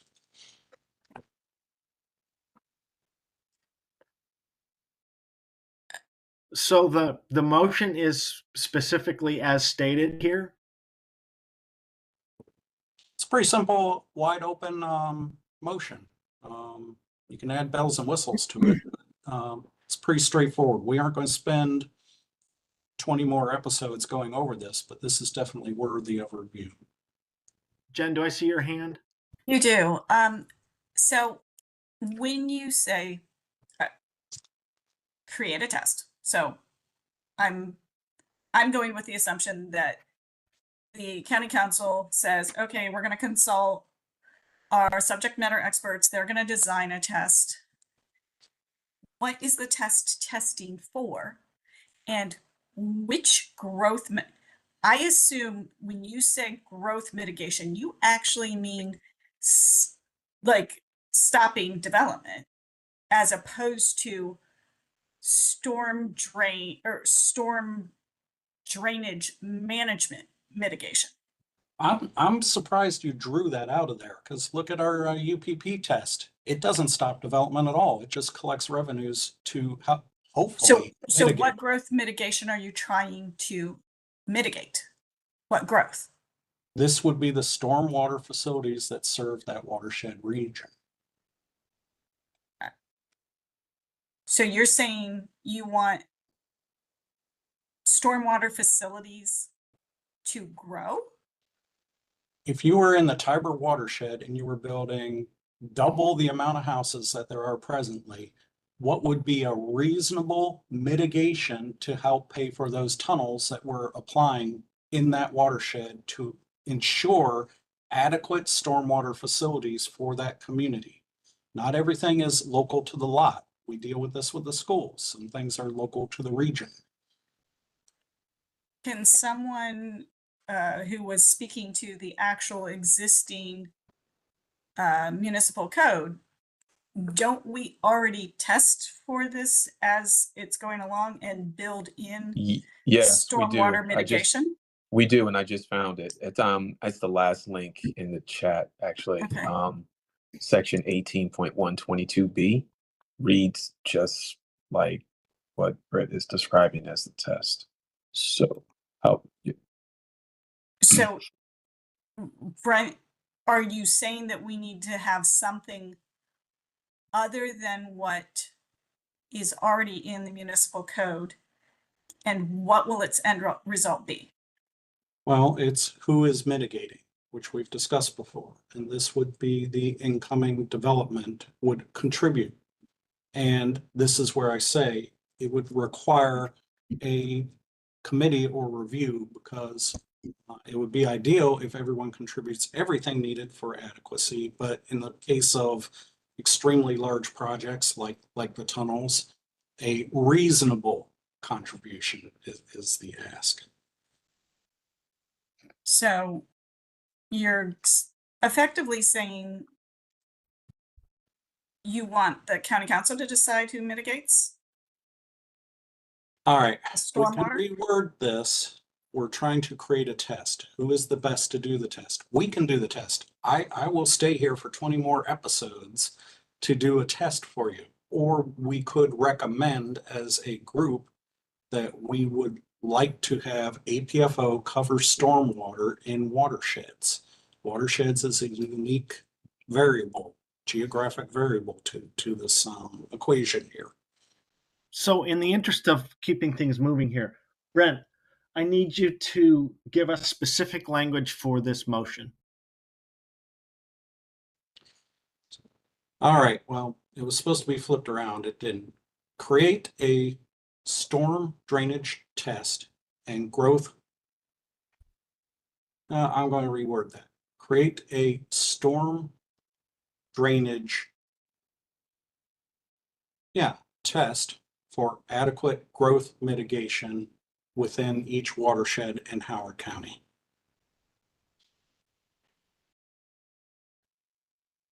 Okay, that's fine. If that's the language, that's fine. I don't understand it, but that's fine. I understand you don't understand. If you can help me draft something that meets the intent, I would be glad to. It's your Brent. It's your motion. So if you're saying that you understand that we don't understand, then change the language to make the motion understandable to the rest of us. I just changed it. Did you not understand that? No. I see other heads shaking. What are you unclear about specifically? So we can address this. Brent, I think some confusion that I thought I was hearing from others was that, but what do you mean by test versus like a fee? Because it sounded like you were talking about having a fee, and the fee is not a test, really. You know what I mean? Like the fire component of the thing other, said, but it's not I a get test it. that creates a weight, or a test that creates a weight versus a fee that applies and there's not a weight. So I think that was one thing that may have been a confusion. Well, then I would be glad to shift it toward fee, although allocations and weights are other mechanisms of APFO to mitigate things, but fee would be the most appropriate in this particular case. My only question then would, if fee, not test, and I'm gonna read the specific language in APFO. No development shall be approved until plans are reviewed by the Department of Planning and Zoning and the Department of Public Works to ensure that the development will be served by adequate water, sewer, stormwater, and solid waste facilities in accordance with all applicable laws and regulations, including but not limited to the following provisions. Which one section of those provisions, the second and fourth links that I shared in the chat, the developer is responsible for a piece of that. The county is responsible for a chunk of that. So there's already a fee that's built into water management. And to that end too, Antoine, and technically stormwater doesn't leave your site. So when a community commercial site, everything is built, that's what's supposed to happen. So the regional impact doesn't really supposed to have a regional impact, because what happens on your site from your development isn't really supposed to leave your site, so to speak. Like, you're not having sheet flow off your site. It's supposed to be treated and discharged appropriately into a system of sorts. So when you have a stormwater management pond, or facility, it captures that water that's draining off that site. It is collecting it and it is slowly releasing it in a controlled manner to either another water body or some underground system. So this, I guess, so what are you testing for? What's leaving the site? I mean, even State Highway Administration, I mean, everyone is treating and discharging stormwater management in a controlled way. So I guess, like, requirements in the communities that are in the communities watershed requirements. Yes, we're working very hard to control runoff off individual parcels, but then you immediately get on a road that goes down a 20-degree grade. You go around the corner and there's a river there. Those are part of the community. You go down to Ellicott City, though, that's where the reparations need to occur regardless of the individual projects. But that might have happened in projects that happen 50, 100 years. I mean, like, so I guess, so you're asking new development to pay for things. Yeah. Let's stop. There's a motion. Did you write down Brent's motion? Can you not see my screen? It's up on the screen. We see. I see 121, but Brent just sorry. recited the motion. Yeah. Okay. Hold on. Let me stop sharing and let me start sharing again. Hold on.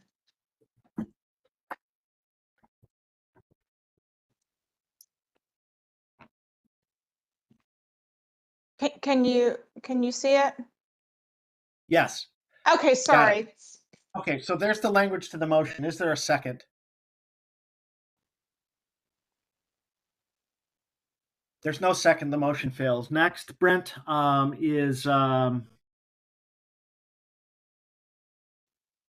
think it's your item, the item number 93.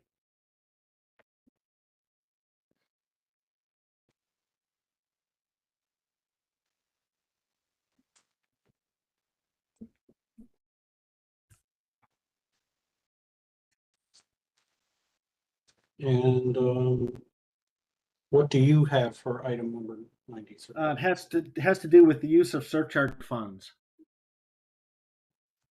Can you, let me see, do I Lisa, have to switch? Lisa, do you see that too, Lisa? Yes. Okay. I can, so I think when I'm sharing my screen, I'm sharing what you're seeing, but I think I have to keep sharing, like, as I'm. You go back and forth. You're toggling. Yeah, I have to switch. You're talking about reoccurring bond debt? Is that what you're seeing there? Yeah, 93 says require the phase out of one-time school surcharge funding to be used for recurring bond debt.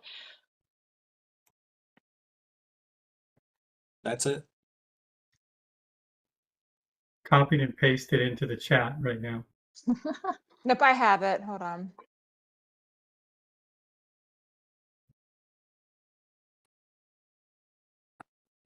This one here, mitigation, require a phase out of one time, okay.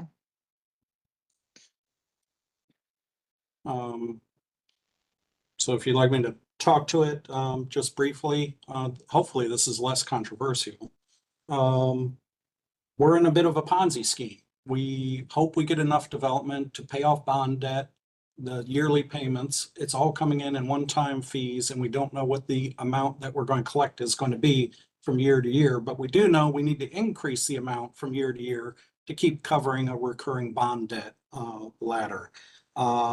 One-time fees should not be applied in that manner because the lack of assurance that we could pay them off in future out years. This is something Holly Sons mentioned multiple years. I've seen it also.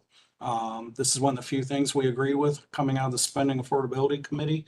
And it basically is saying that our funding collected from these school impact fees, school surcharges, should be applied in a pay-go fashion as opposed to issuing bonds with a hope of future revenue.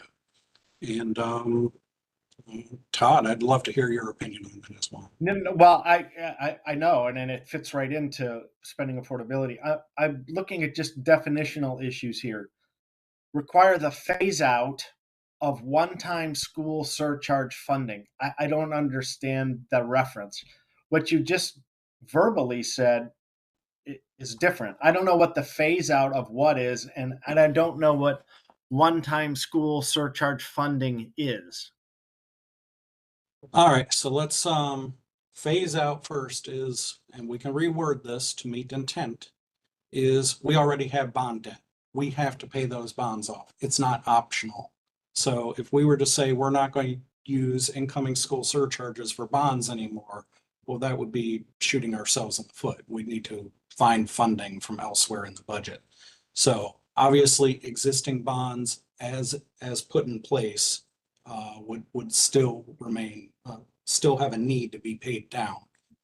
However, future one-time funding coming from school surcharges should go to standard fund with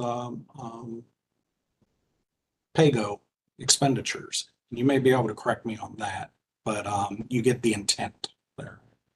So you're really referencing specifically the existing school surcharge fee, which is the $8.15 per square foot, and your intent here is to limit the use of that fee to either making one-time capital improvements or paying off existing debt, but not using it as a source of payments to underwrite the issuance of new debt.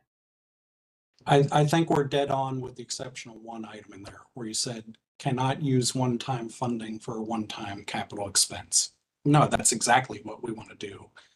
No, I agree. That's pay-go. That's basically what it is. You're using those surcharge fees for one-time capital expenditures or to pay off existing debt that was issued to make improvements to the capital improvements to the schools or pay for new schools. Is that where you're going with it? To discontinue the use of rolling bonds in order to fund the school system, the school surcharges. Yes. Can I offer a suggestion to reword it, given what I'm hearing here? Please. How about just prohibit the use of school surcharge funding to be used for bond debt? Or for newly issued bond new debt. Bond debt. New bond debt. We have to pay off our bills we got. Prohibit the use of school surcharge funding for paying new bond debt. For the issuance of new bond. For the issuance of new bond. Sure. Yeah. No, I get it. I know where I hear where you're going with this, Brent. I do want to ask Jen specifically to jump in here if there's anything on your mind about this issue. No, I don't have anything specific on this. Because given that it's changed a couple of times, I'm trying to make sure I understand what the motion actually says. So Linda, yeah, I'm sorry to interrupt. Go ahead. So if someone wants to, why are we using one-time school surcharge funding? Is that the technical title for the school surcharge fund? Like, why are we saying one time? Is it different? Is there a different school surcharge fund? You can remove one time. It just Yeah, clarifies that's it. that Yeah, this is not you're a right. steady, reoccurring, stable source of revenue. It varies. And Okay. So what I was doing, the first sentence is Brent's original kind of motion, and then the second is what Paul said. So I was just kind of typing that in there. So let me know what you want to go with and how you No, want to edit. But that's not accurate, Linda. That's the thing. The second sentence is prohibit the use of school surcharge funds for the issuance of new debt. thank you. That's more in line. And just for reference, we're due for the latest update on what the school surcharge fees are collected and accrued. But there was well over $10 million sitting in a kitty in that fund currently that has not been expended, which is rather fascinating. So is the second So then- sentence now more in line with what you want? Prohibit the use of school surcharge fund from the issuance of new debt? Yeah. Yeah, my inclination, and Brent, tell me if I'm wrong here. I like the positive rather than the negative. I mean, this is set up as a huge negative as opposed to the positive. I mean, the positive same approach would be to limit the use of school surcharge funds to one-time capital improvements or payment of existing debt, but not for the issuance of new debt. I'm okay with that. That's the intent and spirit. Okay, so say what you said one more time. Limit You're the up. use of school surcharge funds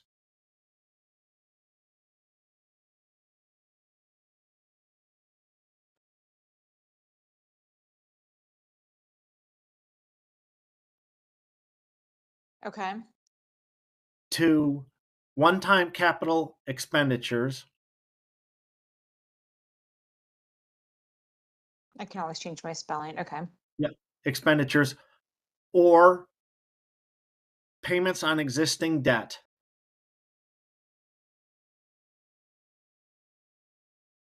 but not to support the issuance of new debt.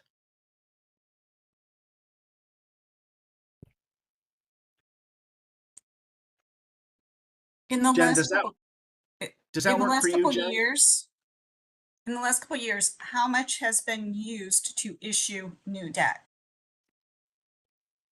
I don't know that any has.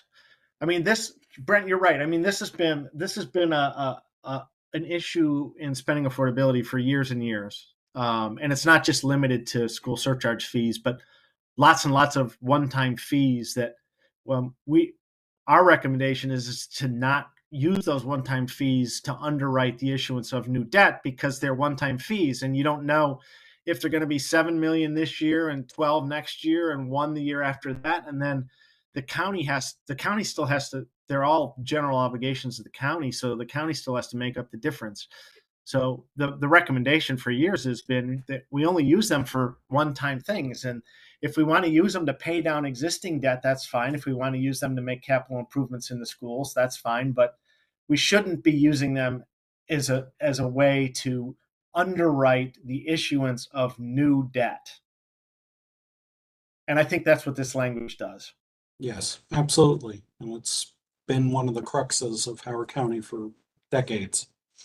So is this Paul the has his motion? hand up. Yeah, sorry. Is this the motion?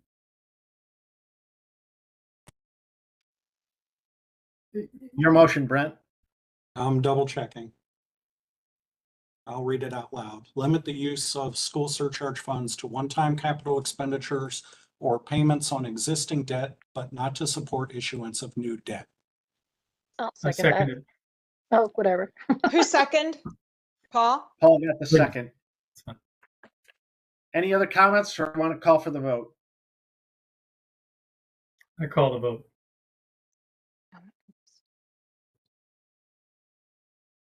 Okay. Second. All right, Mr. Otterburn, Yes. Mr. Casagrande, Yes. Mr. Crosley, I'll abstain. I don't think I have quite an understanding of the finances at this level, so I'll abstain on it. okay. Mr. Glykoff, Yes.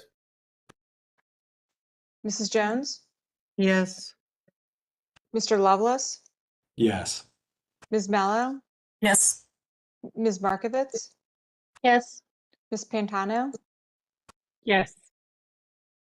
Mr. Scherer, Yes. Mr. Wright. Yes. Okay, and the motion passes.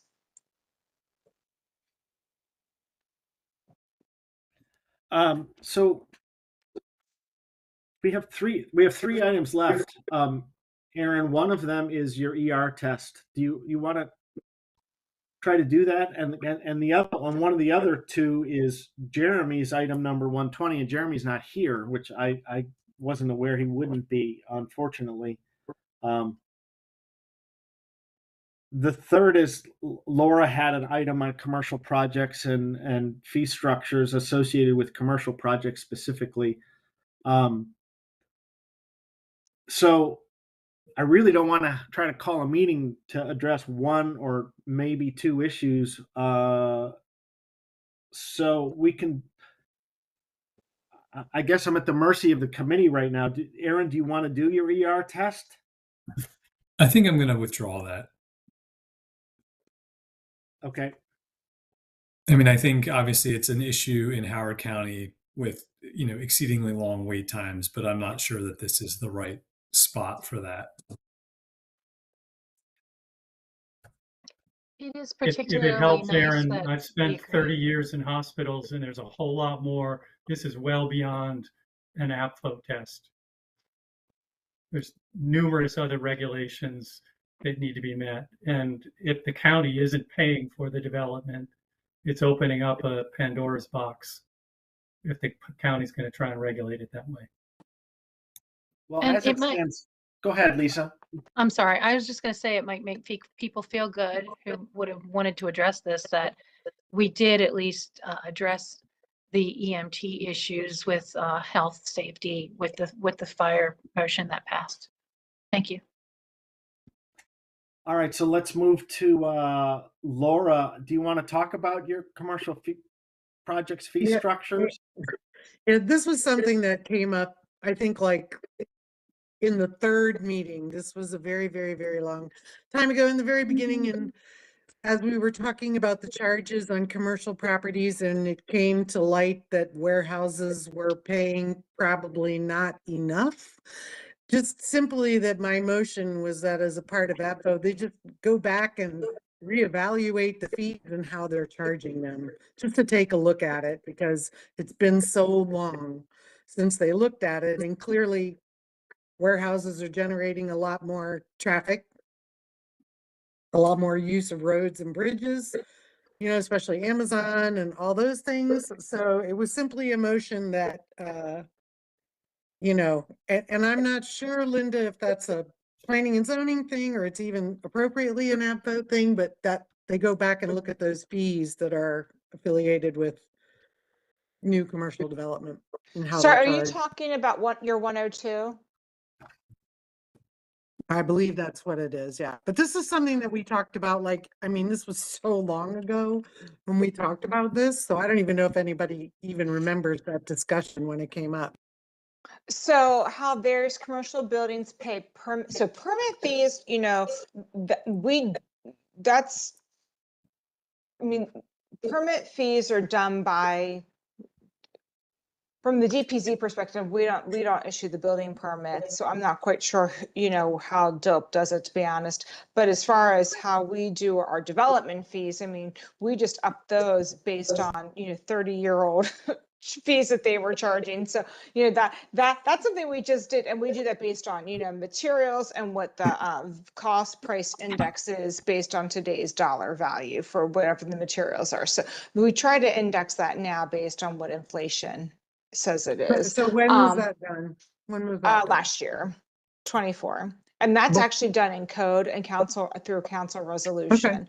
And they adopt our fee structure for what we charge developers, whether commercial or residential. We don't differentiate, but commercial projects, bigger fees. For, Yeah, just if you plans that come remember through, in the yeah. beginning, one of the people who came in and was talking about roads, and they were talking about commercial development on Route 1 Yeah. and how, warehouses pay X amount of Yeah. dollars. It was based on how many people work there. So that's just kind of what I was referring back Yeah, to. but the if you think impact that's fee. taken care of. Well, I don't know, because it depends on what you're talking about. I mean, at least I would say for the building and the development fees, to some extent, yes. But the impact fees, I guess it depends on what they're impacting and how you would want to assess that. That's kind of an APFO adjacent though, so that would be a type of a different recommendation. And those fees would be set when we have our budget. And that would be via the budget and then council adoption. So if it's something that's APFO adjacent and not appropriate, then I'll withdraw it. It's fine. All right, that's fine. And for what it's worth here, just to give some context, because obviously there's fees associated with commercial development, but there's also property taxes for all of those projects once they're up and running. And I mean, we did a very small office suites project on Route 1 on half an acre parcel that's paying $34,000 a year in property taxes to the county on a half an acre. And remembering, of course, that commercial projects don't directly generate the kind of demand for services that residential does. So this goes back to some of what we were just talking about with respect to spending affordability, but commercial is extraordinarily profitable for the county, and the use of funds to support commercial tenants is very, very small relative to the amount of contributions that they make. So the county and economic development authority are working hard to generate more commercial projects, not. Oh yeah, we don't have enough. We're supposed to have 20 and I think we're at 18%. But I just remember that discussion from like the third or so meeting where they went through a chart of who paid what, and it just came to the attention that that chart hadn't been updated in a while, and it probably should be. So the only item left is Jeremy's item. It's item number 120, and it has to do with increasing the transfer tax, which is not directly an APFO. It would be an APFO adjacent issue. I will contact Jeremy directly. In fact, it kind of segues into the next topic. Everybody should be looking at their inbox over the next week. Linda, I know, and her group, her staff is working hard to get us a draft Just of me. our report. I'm writing it. And Jeremy has already shared with me a very early rough draft of the executive summary. So we'll be hopefully getting a draft together for circulation in the next week. We do have a meeting still on the calendar, right, Linda? It's next Wednesday. For next Wednesday, if we need it, we need it. If we don't, we don't. We kept it on there.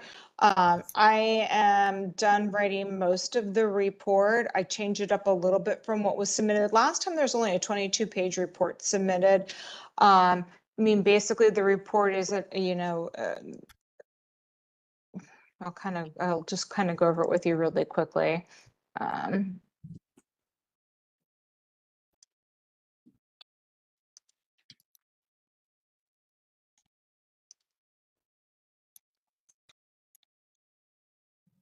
It has an introduction background and then a significant amount from HOCO by Design because a lot of this APFO committee took its charge from HOCO by Design. So kind of the background information about that, the enabling requirements, your process, and then the recommendations with the opposition discussion involved, and then conclusions, and then the appendices. So I'm basically almost done with writing all of that. So I want to get something to you before I leave for vacation, which will And be next so, week.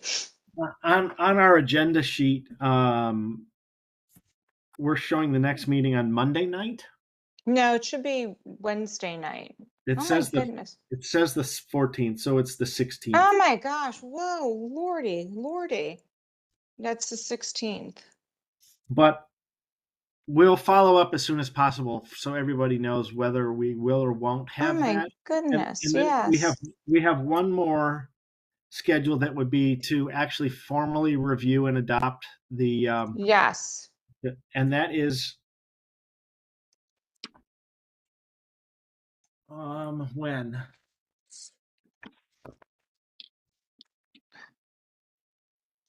Oh my gosh, it should be July 16th. Oh, good Lord. Lisa, Kenny, if you can hear us, can you tell us when the following meeting is? And oh my goodness, can you just send out this new agenda? I am so sorry.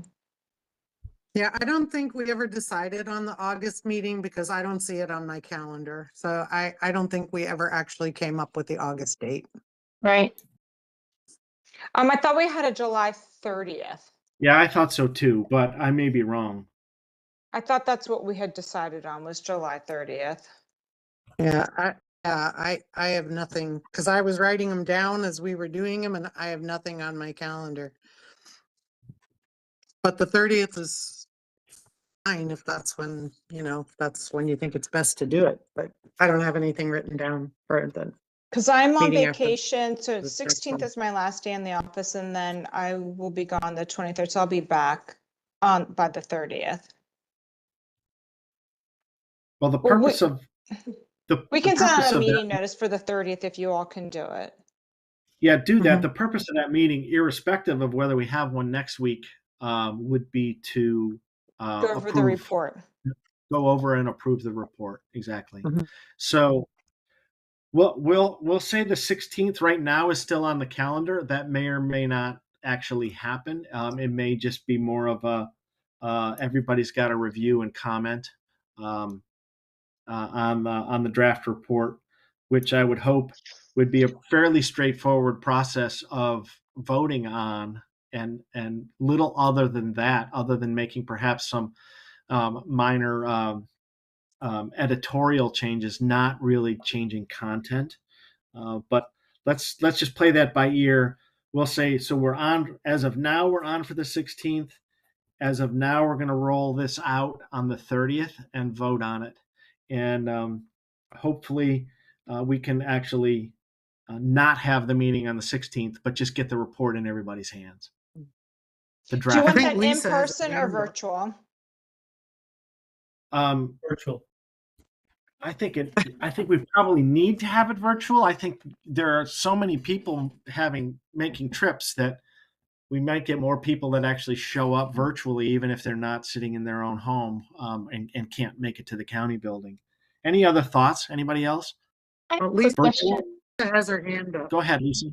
Yeah, did we remove the motion that was, I think Brent and Jeremy had to include pre-K in the capacity chart? Were those withdrawn?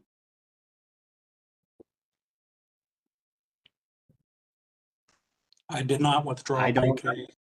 And I know there's an expectation we have some language to that from quite a few different sources. If memory serves, and I could be wrong, but I thought that we were started talking about it and then put it off like near the end of a meeting or something.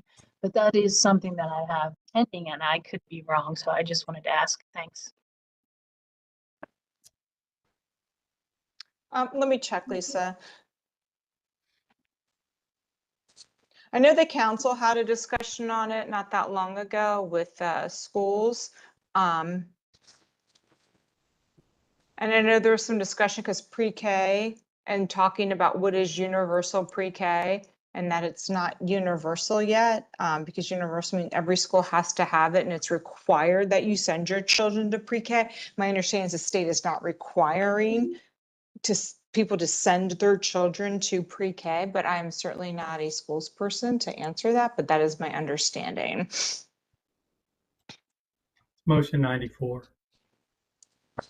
Thanks, Paul. I had closed out of it, so I had to go open it back up again.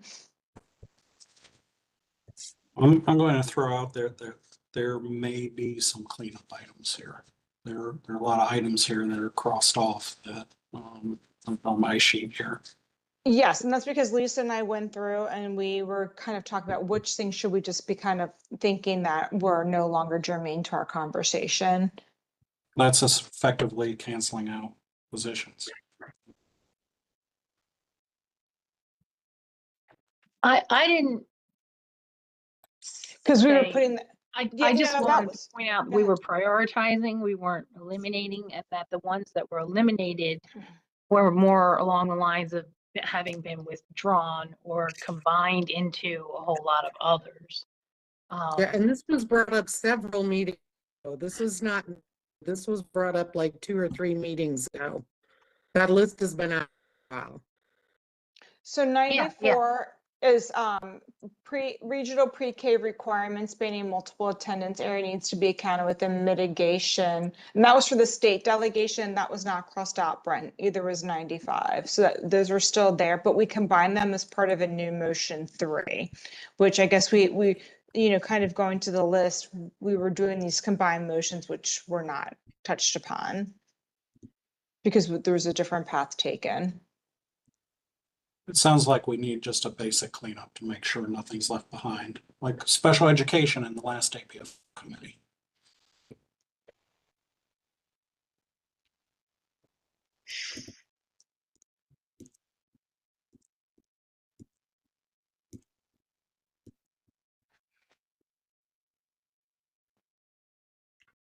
Would it be helpful for folks to submit their agenda items for a July 16th meeting to Linda and Todd by Friday or Monday? Well, if there's agenda items, if you want to look back and we'll send this backlot out again and take a look at it. And if I cross something out or if Lisa and I overstepped with what we thought was being taken care of, then let us know. I mean, Thank you.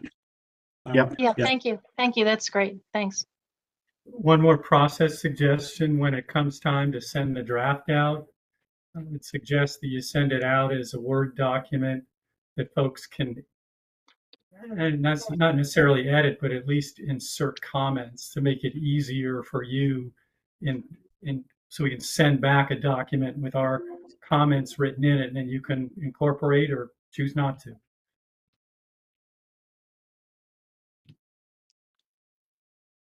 Yeah, I think that would be appropriate. But I don't think we want to have 15 editors all attacking the document. But comments, marginal comments, would probably be welcome.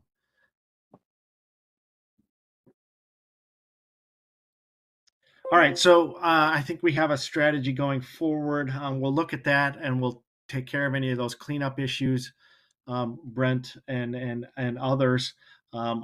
For the 16th, and I will connect with Jeremy in the meantime. I know he's out of town. He's been out of town for already a week and has another week, I think, but I'll reach out to him and see what he wants to do with that one item, which is the 120, the APFO adjacent issue on transfer tax increase. Thanks, everybody. We made a good progress tonight, so I'm glad we were all able to get together, and I appreciate you coming out on a vacation week. So yeah, have a great week. thank you all. A motion to adjourn. One minute. This is Lisa Kenny. I just want to Yes. remind everyone, I will not be available next week, so you will be seeing emails from Jeff Delmonico. Just to All give right. you a heads up. Thank you for that, Lisa. Thank you. So a motion to adjourn. Motion. And a second. All right. Second. Thanks, everybody. All in favor? Yes, yes, yes. See you next week. Bye. Thank you. Okay.